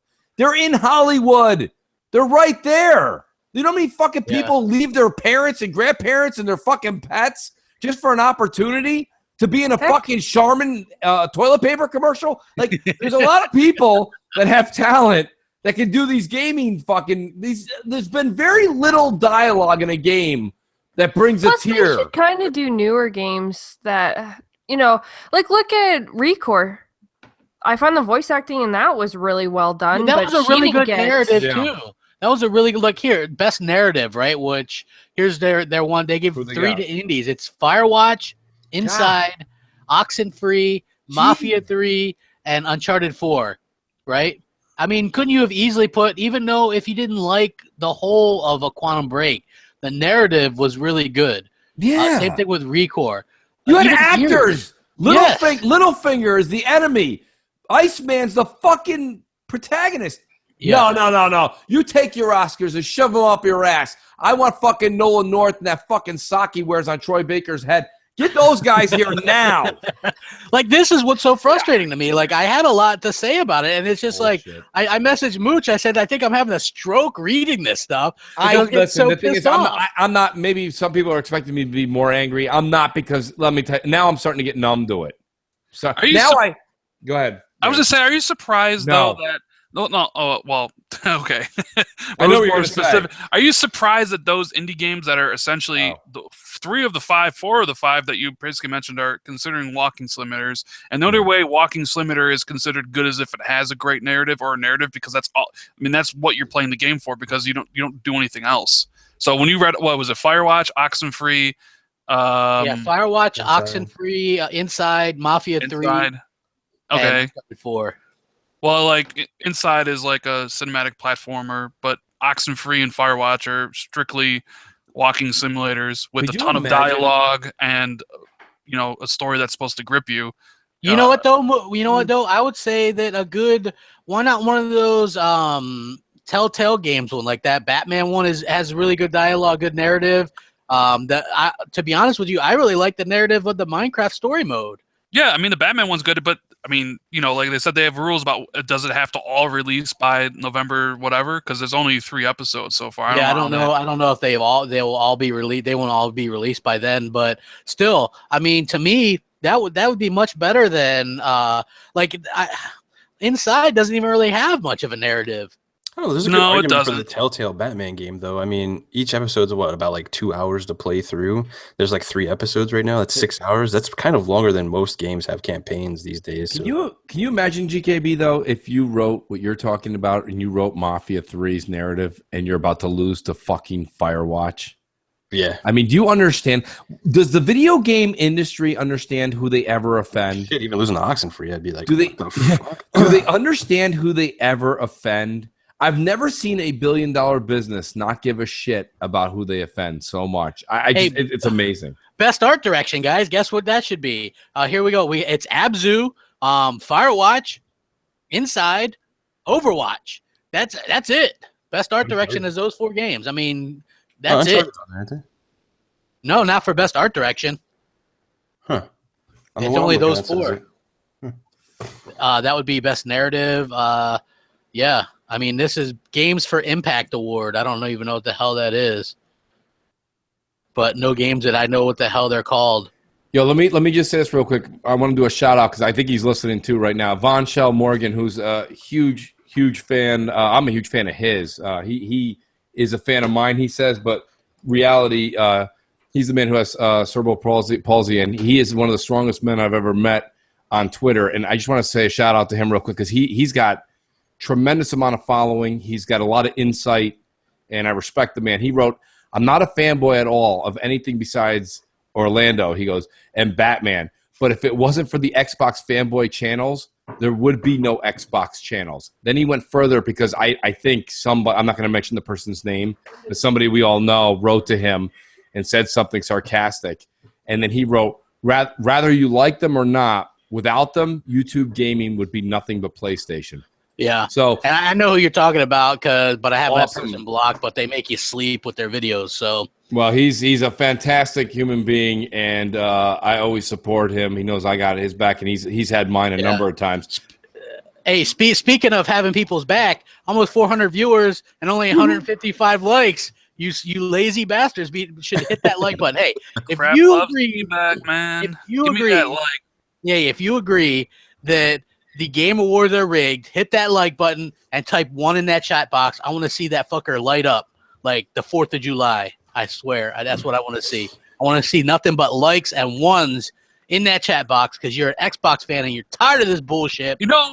I'm a little bit surprised. Like, I know my love of Inside is very, like, I'll give you that because I thought it was a good I'm still surprised that game made it. Like, they put it in the top, 5. Like, because... I thought they'd go for something different. And, the bigger question here is, I wonder what Xbox thinks about all this. I wonder what Phil thinks about all this and stuff. I don't think we're ever going to know because they don't really, come out and say much, dude. Well, I mean, of course, they're not going to come out and say something, but, I'm sure it's gotta discussed. suck, right? They come sure out they're this pissed. I mean, we have Forza Horizon, 3. Yeah. What is it, 92 on Metacritic? 93 on Metacritic? Yeah. Right? Something like that. Can't even get in there because I'm just trying to think. What are the other? What is Uncharted on there? 95. What's Doom? Doom's got to be lower than Forza, right? Was Doom in the 90s? I'm trying to think. Like Overwatch. Like, look, I know you guys don't like Overwatch, And Overwatch is made for a specific audience. It is a competitive shooter with only a multiplayer mode. And yes, Mooch would be right in saying, and I agree with him, I've said this before, that Overwatch is as good as solid as a base is built. It's entirely just based, like everybody loves it because it's Blizzard. If somebody else made that game, it wouldn't have the hype around it. Right. Period. Yeah. End of story. It's because of Blizzard. Should it be Game of the Year? I don't think so. That's the one game I would knock out of there. I mean, look, I said I played it for 80 hours. How can a game with no campaign be up for Game of the Year? Well, that's why I wouldn't fucking put it on there, because to me, I need some sort of story. I need some sort of narrative, and like it's a fun game to play, but it's like, you know, I played it for 80 hours. I'm never going to play it again, probably, unless they add some sort of thing, you know. And I would, you know, if Call of Duty Infinite Warfare was in there, I'd be like, okay, that's fine with me. Like, I think Call of Duty Infinite Warfare is great. If Gears was in there, I'd be like, no problems with Gears, no problems with Forza. But Overwatch is kind of weird, I think. But then again, it's because fucking everybody has a hard-on for Blizzard. Even more so than people have a hard-on for Sony. You think people so? Have a hard-on for... Oh, yes. Blizzard can do no wrong. Yeah, Blizzard can do no wrong. Well, listen, no campaign in that game, right? It would have been like putting Titanfall 1 up for Game of the Year, which, you know, that shit didn't happen, and it never would. You know, so that game shouldn't have been in there. For me, and hold on, Doom has an 85 Metacritic, by the way. Same as Gears 4, yet that's up for like a 90, 91. Forza Horizon 91, Inside 91. Forza Horizon 3 is a 91. Yeah, let me see what Overwatch is. The 91. Yeah, what is Overwatch? That's a great point. Overwatch is a 91 on Xbox One, 90 on PS4, 91 on PC. Yeah, so Rand's point holds water, though, everybody. You got to understand, Blizzard is a juggernaut. And whether it's just, I don't mean necessarily in capital, but I mean in just reputation. When they come out with something, it's like, whether it's, you know, people are like, oh, it's Team Fortress 2 successor. What the fuck does that mean? Like, my personal problem with Overwatch is the maps are, let me get technical, okay? This is not a biased interpretation. The maps are too small. The characters are, a lot of them are still OP. There's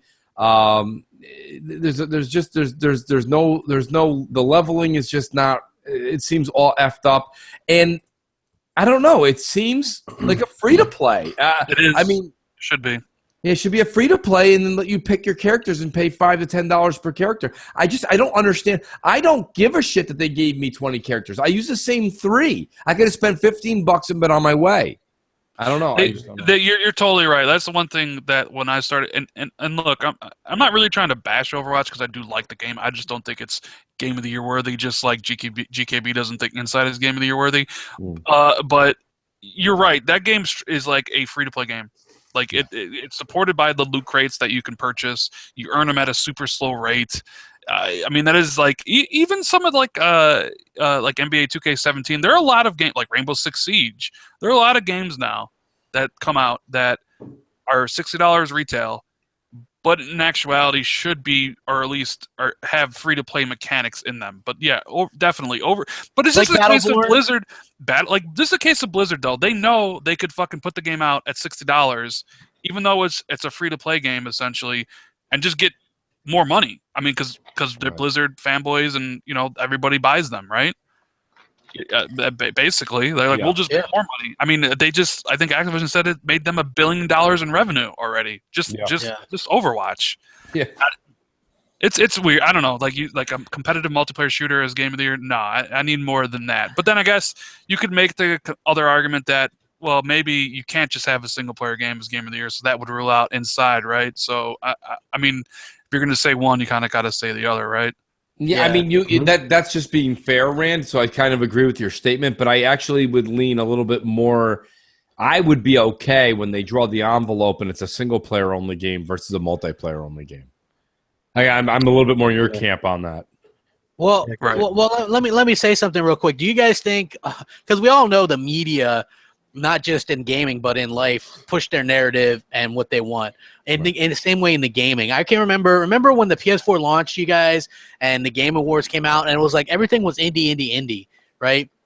And because they were trying to push that narrative. Like, I think that there's so many AAA games now that are getting overlooked because of these indie games. And I'm not saying they aren't good indie games, but they have their own category, best indie game, right? And it's Firewatch, Hyper Light Drifter, Inside, Stardew Valley, and The Witness. Go right? Hyper Light Drifter.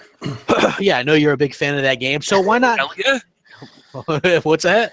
Hell yeah. Hyper Light Drifter? Fuck yeah. Yeah. It's a good throwback game, but I'm just saying, like, they should, for the most part, just stick to their own category. Like, I don't what was the category right there, Crep? That was indie? Yeah, best indie game. Yeah, so that's where it belongs. So Yeah. wait, is Inside in that one? Yeah. Yeah. Okay, so here's how they're going to do it. Inside's going to win that. Yep. It's not going to win Game of the Year. Agreed. Is Titanfall 2 in one of the other categories somewhere else? Titanfall 2 is in Game of the Year. That's it. Is it in shooter? It's, let me see. Multiplayer? Best best multiplayer game. Everybody's Titanfall like- 2 is in that, yes. Okay, because what they normally do for these type of things is the game, like, if you're nominated for Game of the Year, they don't like to show that you lose, so you'll win a different category that you're in. So, like, Right. Uncharted 4 is going to probably win Game of the Year, but may not win studio. Well, it will win Game of the Year, but it's not. They're not going to win. They're not going to win Studio of the Year. Like Naughty Dog won't win Studio of the Year because they're going to, like, throw out the spread around the nominations and Uncharted.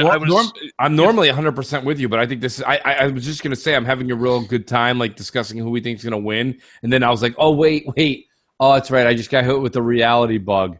Almost every category is gonna go to Uncharted and Naughty Dog. I don't think so because they're gonna spread stuff around. Uncharted's gonna win Game of the Year. Yeah, I could see fucking Blizzard winning Studio of the Year. Okay. I could see someone from Firewatch winning, a voice award. Titanfall might win in a category. Like they're going to spread out the awards so like nobody dominates. Because I think if you look, like a single game really doesn't dominate. And I could be wrong. I'm sure somebody in chat, if I am wrong, maybe Witcher 3 dominated last year. But I don't remember. I think Witcher 3 won last year, didn't it? It did, but I'm not sure if it won like the other. Like, think about it. If Uncharted 4 wins Game of the Year, then it also should win every other category it's nominated for, right? It's nominated for like 9. I would say, though, it would at least win Studio. I mean, if your studio made the greatest game for that year, why wouldn't you win that one? Yeah, but okay, so is there an easy way to look up who won? Did whoever won Game of the Year last year, did they also win Studio of the Year? Because this is kind of also like Movie of the Year and Director of the Year. Like, how could you make Movie of the Year, but not also get Director of the Year, right? But usually they don't give them both. Sometimes they do, but usually not. I mean, it's a hard one to gauge too because like I don't think really anybody's in those studios besides the people that work there. So I don't really know, but how they would pick that. Okay, but I would say if you're winning Game of the Year. Here you go. Game of the Year last year, Witcher 3 Wild Hunt won. Developer of the Year, CD Projekt Red. Okay. So there you go. Best shooter last year was Splatoon, beating out Halo 5, Battlefront, Destiny, Call of Duty. What a fucking joke. Yeah. That's a oh big my joke. God, I forgot about that. What a fucking joke that was. Oh, Jesus Christ. Best action adventure game, Metal Gear Solid 5 won, even though it went up against That goes back to Rand's point, though, of, they're spreading it around, which I don't really think is fair, but, they threw Nintendo in there with Splatoon for, Shooter of the Year, which is weird, but that kind of goes to Rand's point and backing that up, though. Yeah, well, listen, best action game, Metal Gear Solid 5 won that, and it beat out Ori, Rise of the Tomb Raider, Batman Arkham Knight, and Assassin's Creed Syndicate, which I would put Metal Gear Solid 5 at the bottom of that list, to be honest with you. Batman Arkham Knight was good, man. Yeah. Shout out to D in the chat. Let me tell you something, guys. We're overlooking something because Rand said it, and when Rand said it, I agree because that's how my heart feels. But we're just assuming the category that Forza Horizon 3's in is not a lock for them because of the bias bullshit. So it's not an easy win for them. Well, yeah, look, best sports racing game last year, Forza Motorsport 6 was in that with NBA 2K16, Pro Evolution Soccer, and who won? Rocket League won. Rocket League won, right. but there's no Rocket League this time. It's a bunch of fucking annualized sports games. Yeah. Hey, can you look? Best multiplayer won by Splatoon as well. It beat out Halo 5. Joke. Yes, that's what I'm saying. Like it's terrible. Like it's really really bad. You know what it is? I mean, we all know the journalists out there that play these games aren't good at games, and maybe they're good at Splatoon because they're not good at Halo 5. I know that. I know that for a fact because I played against them, and I was fucking going like 40-1. It's like fucking taking candy from a baby. I remember being particularly pissed off at this one. Best narrative. Her Story won that last year. It beat Life is Strange, Tales from the Borderland, The Witcher 3, and Until Dawn. And I thought Tales from the Borderland had the best narrative of a game that I played in Borderlands forever. was fucking awesome. It was amazing. It was absolutely amazing. You got me amped, dude. Now I'm swearing all the time. Yeah, I know, right?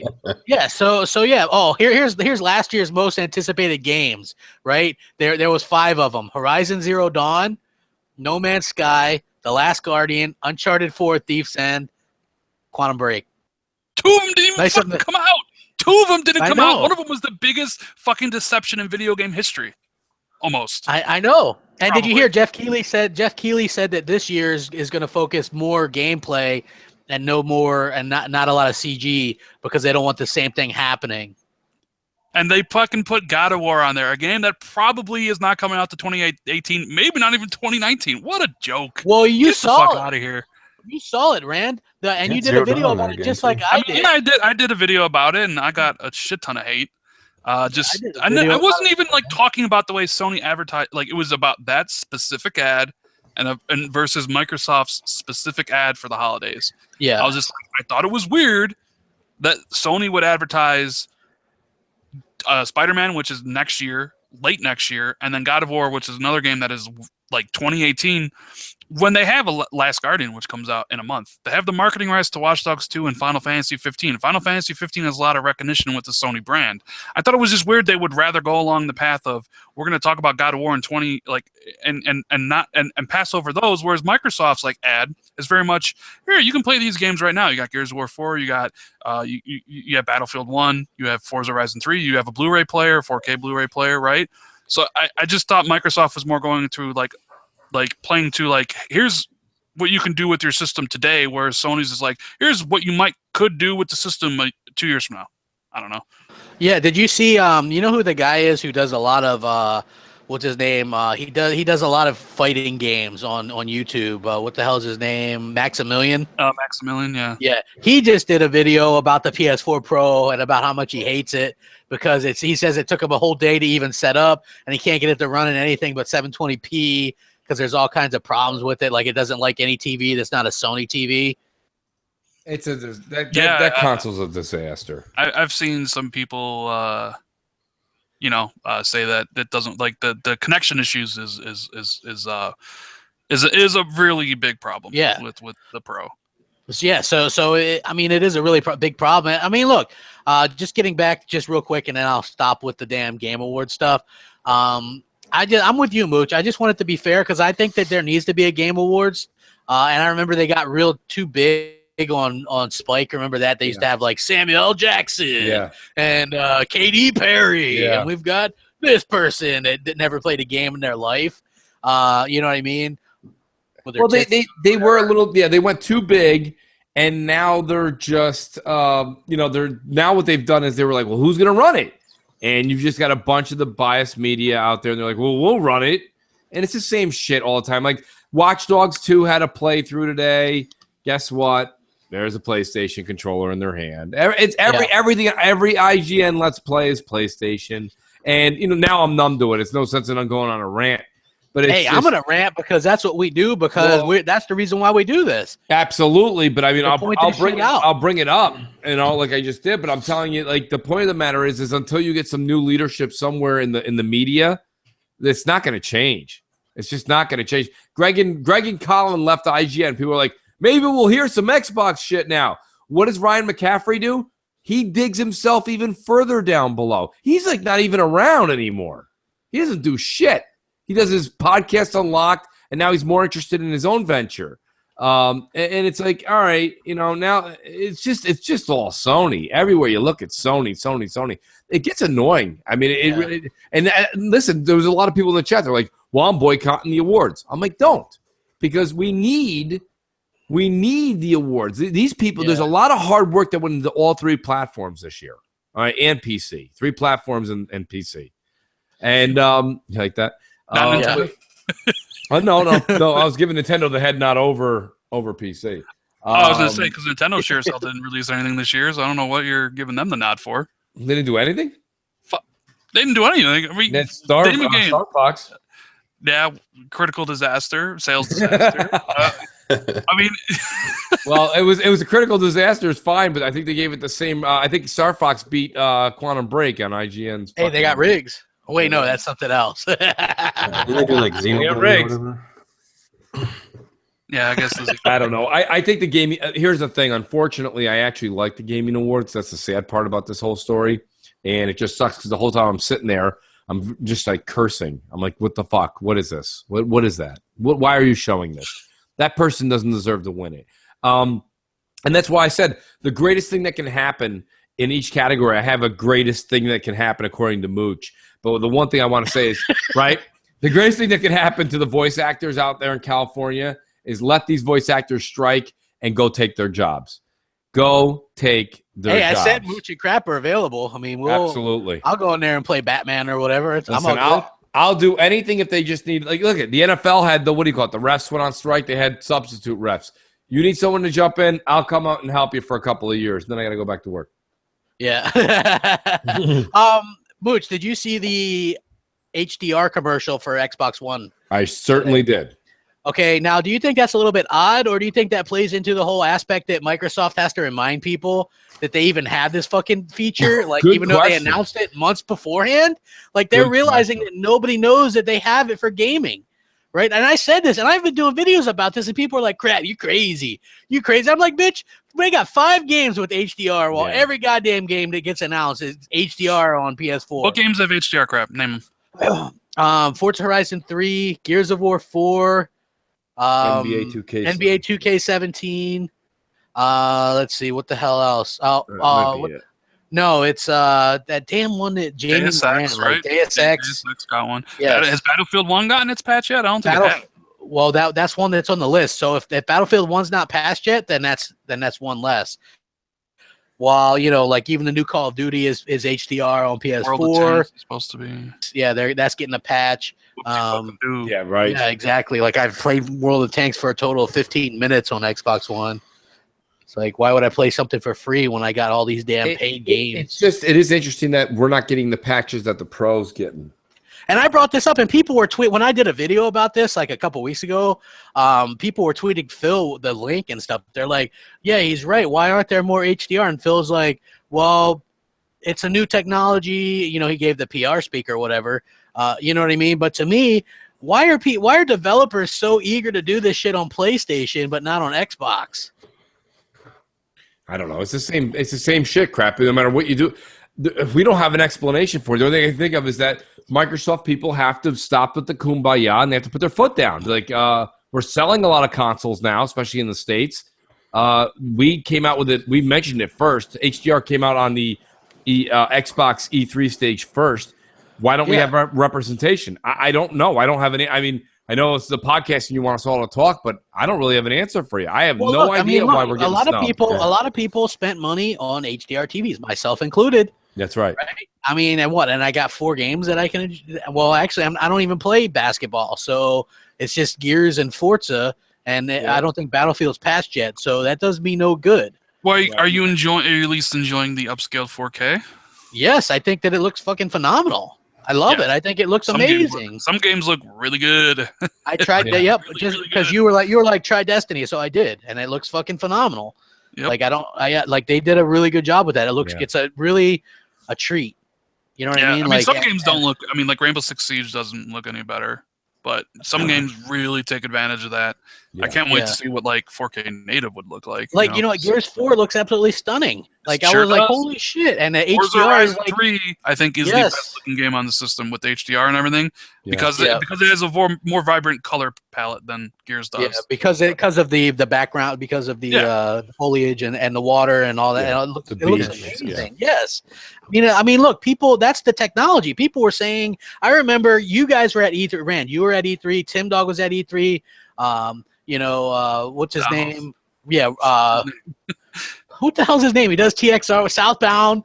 He was, I got early dementia or something. And you guys all said the same thing to me, which was Gears 4 on a 1080p TV with, or what was it, on 4K upscaled with HDR looks really great, even compared to the Windows version running native 4K.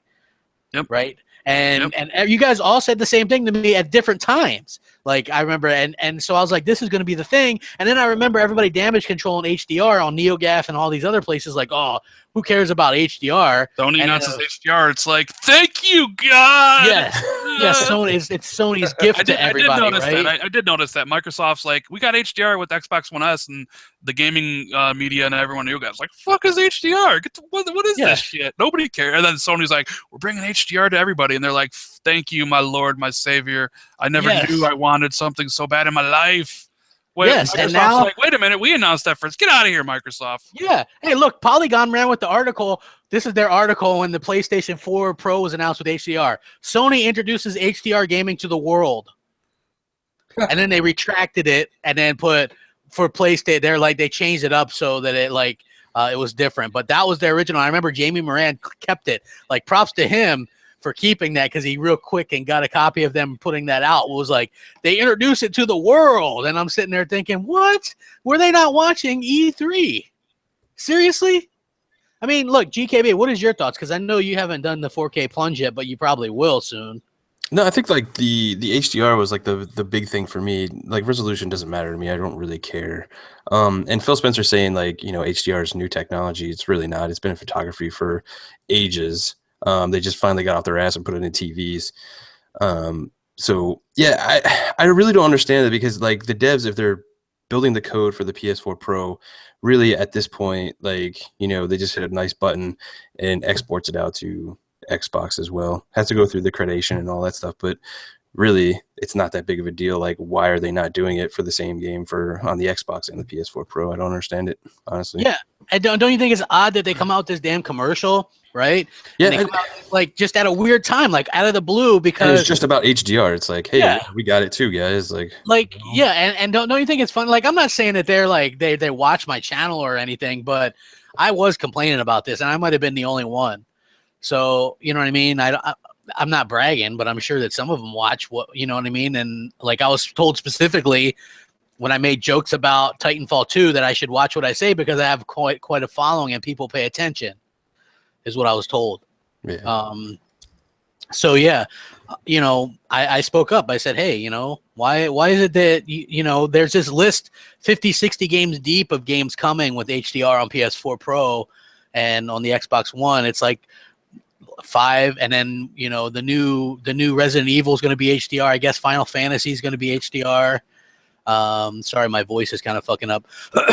Yeah, so yeah, I just think it's weird, and then they just come out of the blue with this damn commercial, and I was like, damn, that's so odd, because I was just bringing that up that they need to remind people. I thought the commercial was really good. I enjoyed it. I retweeted it out, but I wish there was a couple more zingers in there. And you're probably saying, well, what do you mean? No, I know exactly what you mean. I just wish they had a little bit more like, we brought it first and blah, blah, blah. Like, you just like, and then like, it should have been like the first console with HDR. Right, the first console with HDR to bring. They did do something very cool at the end. Did you see at the end? They had that thing in the left-hand corner where it said 4K gaming, 4K UHD, blah, blah, blah. It was like all 4K, 4K. They're really, Microsoft does realize that that's the new buzzword. That being said, Sony's doing their best. Sony and digital foundries and the media are doing their best right now to let everybody know that checkerboard rendering is A-OK. Yeah.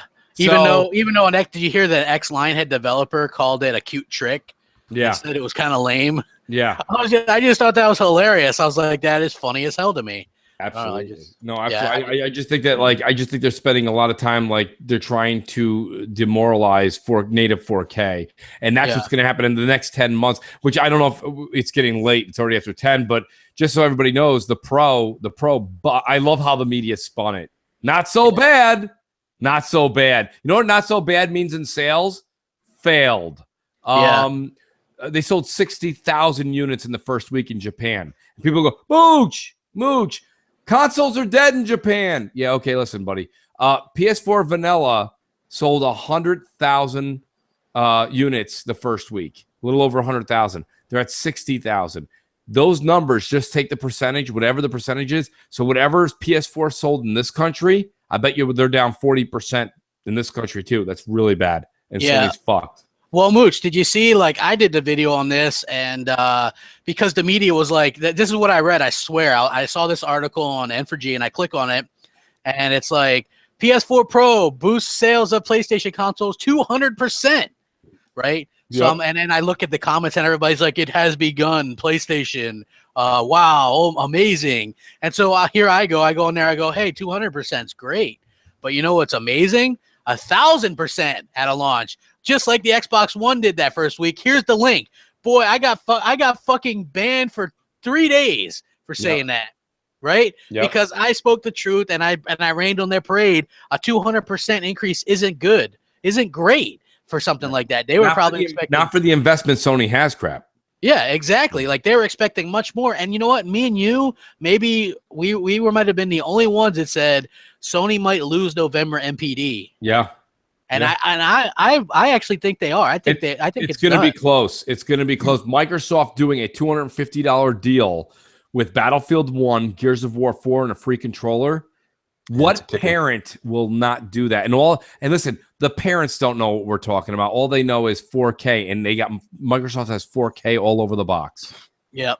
Exactly. Hey, thanks to Jamie Moran. He actually kept that clip and tweeted it to us. Yeah. It says PS4 Pro will introduce HDR gaming. Here's what it'll look like. Here's what it looks like. So I think that it's interesting that they actually kind of went there and we're trying to hype that shit up like Sony invented that shit. You know what I mean? Like absolutely. That's the frustrating part to me. You know what I mean? To me that stuff is just the most frustrating part when you see stuff like that. But you know, it kind of is what it is. You know, it bugs me. You know, it's like to no end. But I do think, and I called it, that Sony will lose November. And I think that you're right because you can get all kinds of deals. Even right now, you can get a free game and a free controller at Walmart for getting an Xbox One. You know what I mean? Like that's a phenomenal deal. So I think that they really, if they win November, I think Sony will hit the panic button. I'll tell you something, crap. November, you know, you're going to get the fanboy nonsense in November. Screw the fanboy nonsense you get the first few hours. I don't think Sony's going to win December. And November is definitely up for grabs, which Microsoft's going to feel great. They have to feel great that Sony came out and had 3 massive hardware launches and might fail at all 3. So for Microsoft to even be in the discussion for November is already massive. Do you understand that? I mean, that's like being that's like your football team went 7-9 and you're going to the Super Bowl. Okay. Yeah. That's the equivalent. So even if you lose, even if Microsoft loses November, that's crazy that they're in competition talk. So that's great. Sony's in trouble. I've been saying this for a long time. It was just a matter of time before it caught up to them. The only reason people go, Mooch, why did the last 2.5 years matter? The media. They carried them. The multiplats. Until this generation. We remember crap when you were like, 360 is the best generation of my life, man. Right? And now I don't recall ever saying that. Well, that's okay. Whatever. That's all right. And then I said, just give Xbox One a little bit of time. This year, this is our time. It is our time. This is our time. So my point being, right? Yeah, it was a Goonies. I went Goonies. No, but my point being is that this is what 2007 brought to the 360. We're there right now. Now Sony has no money. They're putting all their money. Look at what they're doing next year. They're putting their money into Mass Effect 3, Red Dead 2, and something else. They'll have Call of Duty as well. So, yeah, they'll still have Call of Duty. And now here's something you guys, Rand, tell me if I'm wrong here. Someone wrote me and told me this. Sony's deal with Destiny is over when Destiny 2 starts. Is this or is this not accurate? I've heard rumblings, something about that. I don't know. I mean, Microsoft may get into bed with Bungie again, is all I'm saying. I don't know. I mean, maybe Bungie. I don't know. This is Activision we're talking about. Well, they're gonna take the money from somebody. Well, listen, Rand's 100% right, but hear me out. There was a picture snapped about 3 weeks ago that showed Destiny 2 on an Xbox One. You guys did see that, right? I haven't seen it. If whoever has it, please tweet us that out right now, and I'll send it to the crew here. My point being is, find out who has the rights to that game at E3. I think Microsoft antes up. Hey, Maybe. what a big deal that would be, though, don't you think? Huge, I mean, huge deal. yeah, I think I would even hop on that train, man. I mean, yeah. I mean, if that's, I mean, you look at the games next year that are available to that are actually would push units. I mean, you got Call of Duty, which would be a Sony. You have Red Dead Redemption 2 if it even comes out. Because there's Battlefront as well. Star Wars Battlefront, which I would hazard a guess will probably be with Sony again. What would Microsoft even? What would they even get for next year? That's what I'm saying. I don't Like- think they have anything. I'm thinking like, okay, so yeah, we don't know a lot of stuff coming out next Madden, year. obviously. There's no Yeah, Battlefield game. Madden. There's a Battlefront, the Madden game, but that's August. They'll have their own stuff. Maybe they. Because look, Assassin's Creed will be back next year. Yeah, I was gonna say Yeah, and Assassin's Creed. that usually goes with Sony. Yeah, I mean, see, it's weird. Like they can't have everything. If Well, I mean, they Microsoft can't- steals Destiny 2, They can't have everything crap because when you don't put out first party games in the holidays, you got to spend your money on something. Yeah, but supposedly they're going to have holiday games. Supposedly, Right. we've seen this song and dance before, bro. Like we've seen this song and dance. They announce the game for next year, and then it quietly gets delayed to next year. You know, I mean, it's happened time and time. Persona 5 just got delayed again. It's now coming out in like fucking April. Don't you think though, like Activision would give Sony like first dibs on Destiny 2 though? I mean, it depends on what how the contract was. Like, you know, if it was just here's the contract, it's I could good see up them until like Destiny offering 2. it though and being like, hey, well, I mean, listen, Here's the- Titanfall 2 had exclusivity, right, with Microsoft, and everybody was like, oh my God, PlayStation's got Titanfall, right, before it all happened. So, like, I don't think there's any allegiance. I think what Rand said is right. It's Activision. It's about money. Yeah, I mean, if they were smart, it would have been for the single game only because Destiny 2 or Destiny has the brand recognition now because then you could drive up in bidding. Like who's going to bid the most for the rights of Destiny 2, right? Because it's going to, you're right. Destiny 2 will be one of the biggest games next year. I mean, And Red Dead Sony Redemption can't 2 have marketing rights for all of them, though, because they're going to do the 2K18. They're going to do Call of Duty. They're going to do probably Assassin's Star Wars. Creed, Star Wars. I mean, they obviously there's something or maybe multiple games are on the outside looking in and need somebody to help. Like, remember Assassin's Creed Unity? It just turned out that nobody wanted them, and then Microsoft's like, hey, if you want a spot, we'll give you a spot. You know what I mean? Yeah. Yeah, I don't know. It's gonna be interesting, but maybe Sony wants to kind of take away from the Scorpio. Since they'll be launching next year. I could see that bid pretty high for it. For sure. Yeah, I mean, you got PS4s in front of every ads and stuff like that. I mean, I don't know. It's interesting discussion because I can't even really think outside of like the yearly franchises. Like what big? I mean, is see, we got is Prey coming out next year. I'm trying to. What other games are would be scheduled to come out? Any like Doom, the new Wolfenstein, is that supposed to be coming out? I don't know if those will really be classified as big games though. Is there take on like a Destiny or a COD or anything like that? I don't think there's anything like that. You're right. New Splinter Cell. I mean who's that going to go That to? could be. Yeah, I mean you're right. I mean the way it sounds. I mean. Maybe Sony won't have Star Wars Battlefront. We're just assuming because they had Battlefront the first time, they'll have it the second time. Maybe they won't. So I mean, Is any of those other Star Wars games slated to come out next year? Like the Amy Heading and no, I think those? the Amy Heading one is 2018, Yeah, 2018. and then the Respawn one is 2019, I believe. Yeah, definitely. Hey, we got almost 400. Hit that like button, you assholes. And yeah, because I'm asking you to. I'm eBaying, folks. That's what I do here now. Yeah, so. Cyberpunk, is that coming out? No. Oh, No. they said that's coming up. There's no way that game's. No. There's no way that game is ready next year. I got That's good. Like, I mean, okay, so new Yeah. COD. What else? Red Dead Redemption, maybe. Maybe. Destiny 2, Battlefront. That's easy Microsoft game. could steal Battlefront. They could. I mean, because the first one did so well and sold a lot of PlayStations. Like I said, the same thing with Destiny. Like maybe it goes to a bidding war. Like Rand is botting a bit. the most. Yeah, he is. First time I ever heard That's him the first bot. time I ever heard Rand bot. Interesting. So there is just two real quick things I want to touch on before we head up out of here. One is it looks like Dead Rising 4 won't feature co-op campaign, only like the 4-player co-op arcade type mode.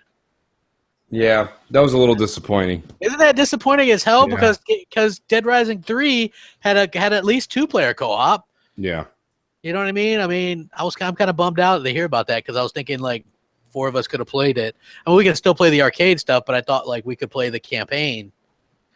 Yeah, I gotta be honest with you. I was looking forward to do the 4-person co-op. Now, the 4-person co-op is still in existence. It's just that it's in the arcade mode. Yeah. So I mean, and you don't play as Frank West. You play as hey, I'm gonna be like Zaire. Who's Frank West? Crap. Who the hell is Frank West? Who the hell's Frank West? Great. Xbox doesn't do any commercials. I turn off the fucking thing and turn on TV, and I'm surrounded by like 8 Xbox commercials. You know, it's funny. Hour and a half period. Xbox is doing commercials crap, but you know what? I still got to say, whatever they're doing, they're still missing the mark. I think for the TV, they need to be a little bit more blunt with or do the illusion, do the smoke and mirrors like Sony They does. do the one thing where it's like the Exclusive. best. They do the one thing where it's like the best selling console in America, and you know, all this kind of stuff. You know, That's what I mean? that's on the internet though. I know, but they put that one on TV too. That's the one I saw like when I was watching Family Guy and stuff. Yes, a couple times. Did it say best in America though? Yeah, it was like the Okay. best selling console in America. It was that Got it. same one with the guy, and he's like HDR graphics, 4K Blu-ray. You know what I mean? Where he's like, "Oh, cool guy" and shit. So I thought that was pretty cool. I gotta ask you guys about like Dead Rising 4 though. Like the co-op campaign, is it really that big of a deal? Because you know we've talked about like going through campaigns and stuff before, and you know Gear specifically. Yeah, but and we were talking about it, and I'm one of those that's like my first playthrough on campaigns and stuff. Man, I really don't want to be in co-op. I don't want people talking here's the over thing the though, story. GKB. Remember me? I was Mr. Let's whatever Rod says we follow. Right. Fine, whatever. But Dead Rising's it's a corny game on purpose. So you're not missing anything. I'm sorry. I'm sorry. I was talking to my wife at the same time. Like in all honesty, like you don't have to play that game like seriously. You know what I mean? Like who cares if you missed that a bomb went off over the Pentagon and then you were wearing an afro and a mustache? You know what I mean? Like I don't know. I just think like I think the game is meant to be fun. And Yeah, because you're killing zombies, and killing zombies with a friend is better. I don't know. Like I have 2 friends who are huge Dead Rising fans, and they both found out they can't play the campaign together. They're both not even bothering playing the game. Yeah. I mean, I don't know. Yeah, but that like killing zombies is fun, right? So why would that stop you from killing zombies? Because they've been playing the campaigns together since Dead Rising 2. They played Dead Rising 2 together in campaign, and they played Dead Rising 3 together. And they were looking forward to playing Dead Rising 4 together, and because it doesn't have co-op through the campaign, they're not interested in playing the game. Oh, damn, that sucks, man. I mean, I'm still gonna get it. Yeah, I'm still playing it. Yeah, I mean, it is a little bit of it does suck a little bit, but especially since the 3rd was so good with co-op. You know what I mean? I don't understand why they would cut that out. I don't know. Maybe it's a cool feature. I don't. Yeah. I mean, I don't know. I mean, you could still. Why couldn't you do co-op and then still have a horde mode? I don't. Yeah, I don't fucking get it either. And then the last thing I want to touch on is Phil had mentioned that he laughed at Michael Pachter's thing because Michael Pachter said if Xbox Scorpio is more than $399, it's suicide. And Phil Spencer kind of disagreed with that. He said it's a premium stuff that we've already heard. He basically said it'll be more than the S, but the S, the bottom line is $299 on that. So I just use too though, man. It's not just $299 though. I guess where does it fall into that price range? I guess. Yeah, I mean, he also said before, like it's a price that we're well accustomed to and things like this. You know, we're used to. You can't do $599 because that's that. You can do $499 though. You could, but man, it's gonna be $500. Crap, it's gonna be $499. $499 is a sweet spot, I think. Yep. But really, I mean, because if you look at next year, then look, this is the uphill battle they'll face, and you guys might disagree. Right now, the media and Sony are pushing that this checkerboarding stuff looks just as good. Right. So if they drop the Pro down to $350 next by the time Scorpio comes out, are people going to pay an extra $150 to get native 4K? Well, that's the thing. Are people going to want to pay for something that's clearly better? I don't know. That's the problem they face. That is the question. And it's because they're launching the year later. The year later kind of screws with them in that. But here's the thing. We've talked about this plenty of times. One of the reasons, and maybe the most important reason the Xbox One failed at launch in comparison to PS4, is because people didn't want to pay more money for a less powerful system. People will pay more money for something that is better. Okay. Now, whether it's $150 or $100, if Scorpio is a clear, and I mean clear, like if there is a clear visual or performance enhancer over the Pro or something similar, then people will get it because that's what people do. That's why they pay more money for a product that is better. And that's one of the reasons why the Xbox One didn't do well out of the gate, because people were paying more for something that was less, and that's one of the reasons why it flopped. At least that's my opinion on it. But you see the narrative change, though, right? I mean, like now it's, that checkerboarding is so great, you can't even tell the difference. So why would you pay $150 more if you can't really tell the difference? Look, here's the thing. It's all going to come down to the sales pitch. And Phil kind of started the sales pitch with his latest comments. He's like, we're giving you a better gaming experience. It's what do you say? You said it in your video, Crap. It's a something more machine, basically it's a premium machine. Premium, thank you. I could not come up with a million things in my mind. You got a premium machine here. When you talk premium, people, you got to talk about premium price, okay? You're never going to get – you go to McDonald's, you go through the drive-thru, you want medium or king size? Okay, you can't get the big fries and just pay the extra $1.50. We all want to pay the medium price, right, and get the king fries. It doesn't work that way.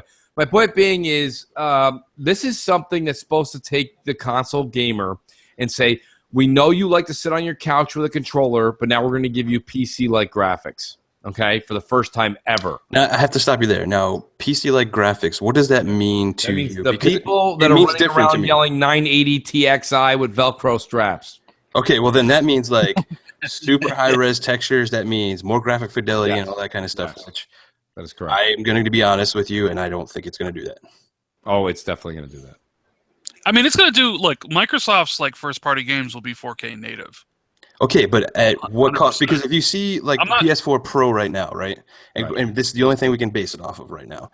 Now, their patches and everything that come in is literally just 4K. That's a huge There's problem. no other graphic fidelity. It's exactly the same as the original. That's a problem. What you just said is a huge, huge problem. You cannot use the Pro in the same sentence as the Scorpio. You're talking about 12 gig of really RAM versus about the 8. Scorpio because we haven't even seen that yet. Well, we know it's 12 versus 8. We know that it's got 6.7 versus Here's 4.2. the problem. Like, we're getting into like it's 6 T-flops, it's this speed, this, that, and the other. You have gaming rigs right now with those specs that still can't do 4K 60.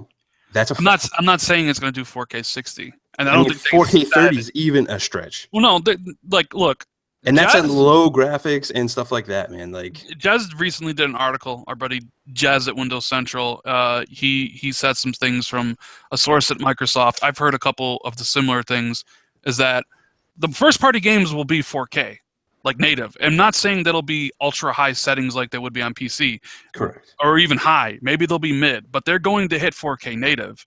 And it's and also is that justify $499? Well, that's the thing. It's like it's the pitch. Is the pitch going to be?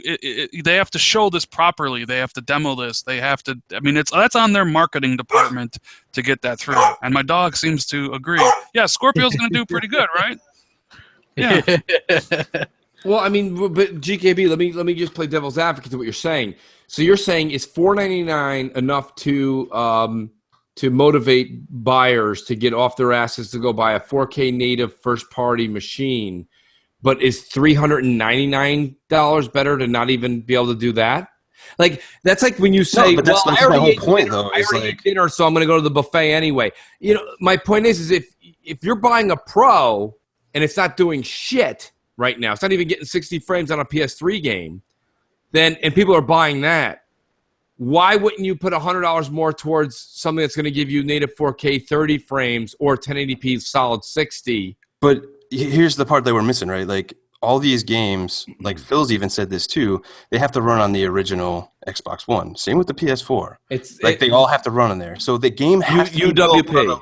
It still has to be built for the lowest common denominator to be run on it. Like, okay, like that's a given, like right off the bat. Now, like what Rand was saying, like he's not saying it's going to be 4K Ultra. Now, if it's just 4K and it's still the base game, so essentially it's really only up-resing at that time. Even though it's native, it's really just up-resing it to 4K. It's not adding any graphic fidelity, no more foliage, no more, anti-aliasing, anything like that makes the game look really cool. All right, so is that going to justify the extra money for either of them. It doesn't really even matter. Well, it's gonna do. Listen, if we're only gonna sit here and talk about resolution, then you got yourself maybe a debate. But the power can be used in other categories across the board. So it doesn't necessarily have to be just resolution. It can be used in other places at a 1080p level and use it somewhere else. Well, that's why I think the better, like for both, honestly, I would like to see 1440p 60 with ultra settings, because that would be the best. Agreed. Well, also we have to keep in mind that Phil did say that it's going to use Windows versions of like textures and stuff like that. So it's not going to use Xbox One textures. They're actually going to use like the higher end tech. That's the problem with the PS4 Pro. It's just using the regular textures and upscan and and everything. Like 4K. Microsoft is the king of software. They've got this planned out. Like now, if it works, that's up to. I'm a consumer like you are, GKB. I'm going to plug it in the same day you are. But if I'm buying what they're putting down, what they're telling us is that their UWP, their Universal Windows Platform, is going to distinguish what piece of hardware you're using and then play up to your specs. So, right. And the only reason I'm like bringing this up is because, one, I want to get all the perspectives out there, but two, like I always say, man, like keep your expectations in check, because if it does come out and it's doing similar things to the PS4 Pro, it's better to know that stuff going in than just being like, oh, fuck this is bullshit, blah, blah, blah, blah, blah. Well, we kind of were talking about this like a year ago. Right. I mean, you're right. I mean, you got to keep things in check. I'm not going to go crazy, but at the same time, I have a hell of a lot more faith in the Scorpio than the Pro. Well, yeah. I mean, I missed the last bit, so maybe I'm repeating somebody, but I think the year of letting the developers know that it's coming so they can properly prepare, because from all accounts, not many people knew about the Pro. And that's why a lot of these patches are coming in hot and like not working properly and stuff like that, because they're learning the Pro on the fly. Whereas Microsoft is like, and I'm sorry if you guys already talked about this, but no, go for it. They're telling developers, hey, we're going to be here the specs. Apparently, more people, like from what I was reading, more people know about the Scorpio and what it's going to do than people knew about the Pro. Yeah, at the same time. So Microsoft is very forthcoming. So maybe when this time next year rolls around, there won't be any problems because they'll be accustomed to, deving for it. And plus, Jez, I'll go back to what Jez said. He said that the Scorpio dev kits will be able to simulate the Xbox One and Xbox One S on it, so they can code for the S and then instantly see how that would run on the One and the. Well, I would hope so, because they were talking about the UWP and implementation and all that. That's so something I would hope so at this point, yeah. But that's something that like they have an advantage over in Sony on that end. Well, Sony was playing it close to the chest. Phil was very open with Scorpio, you know what I mean? That's why they said they announced it. Also, like I think he realized that would kill off a lot of the resolution talk and that kind of stuff as well, which it did. Success, you know what I mean? Good job to that. And so next year, I'm just as interested as all you guys. Like I'm interested to see how it goes. Again, closed box is completely different than a PC. So and we don't know 100% what's in these, like the custom whatever Vega. Whatever, you know what I'm saying? Like the Hellhammer's not here, or otherwise he'd be like, "Hey guys, well, this is what there's some kind of reverse thing." And so I mean I have him on this podcast specifically for tech shit, and he's never around. So yeah, what an asshole. Okay, well, we've gone well over 2 hours. I had Mooch messaging me. His ass hurts, apparently. I don't know. But no, my ass hurts. My fucking stomach hurts. I'm starving. All right. So we'll close out. Mooch, what do you got? What the hell you got going on? We got Crossfire on Friday, and if we didn't burn Rand out, Rand is going to be joining us, and possibly even Jez. So we should have a hell of a Crossfire. That should be. That'd be one where I don't have to talk much. Yes, dude. Well, if you're not going to talk much, I'm not going to talk much either. Oh, you're going to talk. You're going to talk. All I need you guys to do on Friday is just go, "Yep, Mooch, you're right," and I'll keep going. So, anyways, and we are doing it at 7:00. We have moved it to 7:00 Eastern time. Okay. Fridays. It does work better. Last week he moved. Well, I had to go somewhere. I just wanted to get a podcast. He tells me he goes, "Yeah, I'm only going to do it for an hour," and I was like, "Yeah, okay, whatever." It was like an hour and 40 minutes. An hour and 40 minutes. Meanwhile, Crap tonight at 2 hours and 35 minutes. I want my Jerry Lewis telethon shirt. I remember when Crap would hit me up after the first time. He's like, "You want to just like hop in here for like 45 minutes, hour or something?" Yeah. That was actually a good impression of him too. Yeah. Hey, you don't got much to do. Just real quick, 25 minutes. What do I sound like? Like that guy? Which way did he go, George? Yeah, which way is it? So we got that. We got MC Mornings on Crap's channel. We're giving away a year of Xbox Live this Sunday. You're entered. All you got to do is call in and leave a voicemail. Jay Williams has a video on how to do that.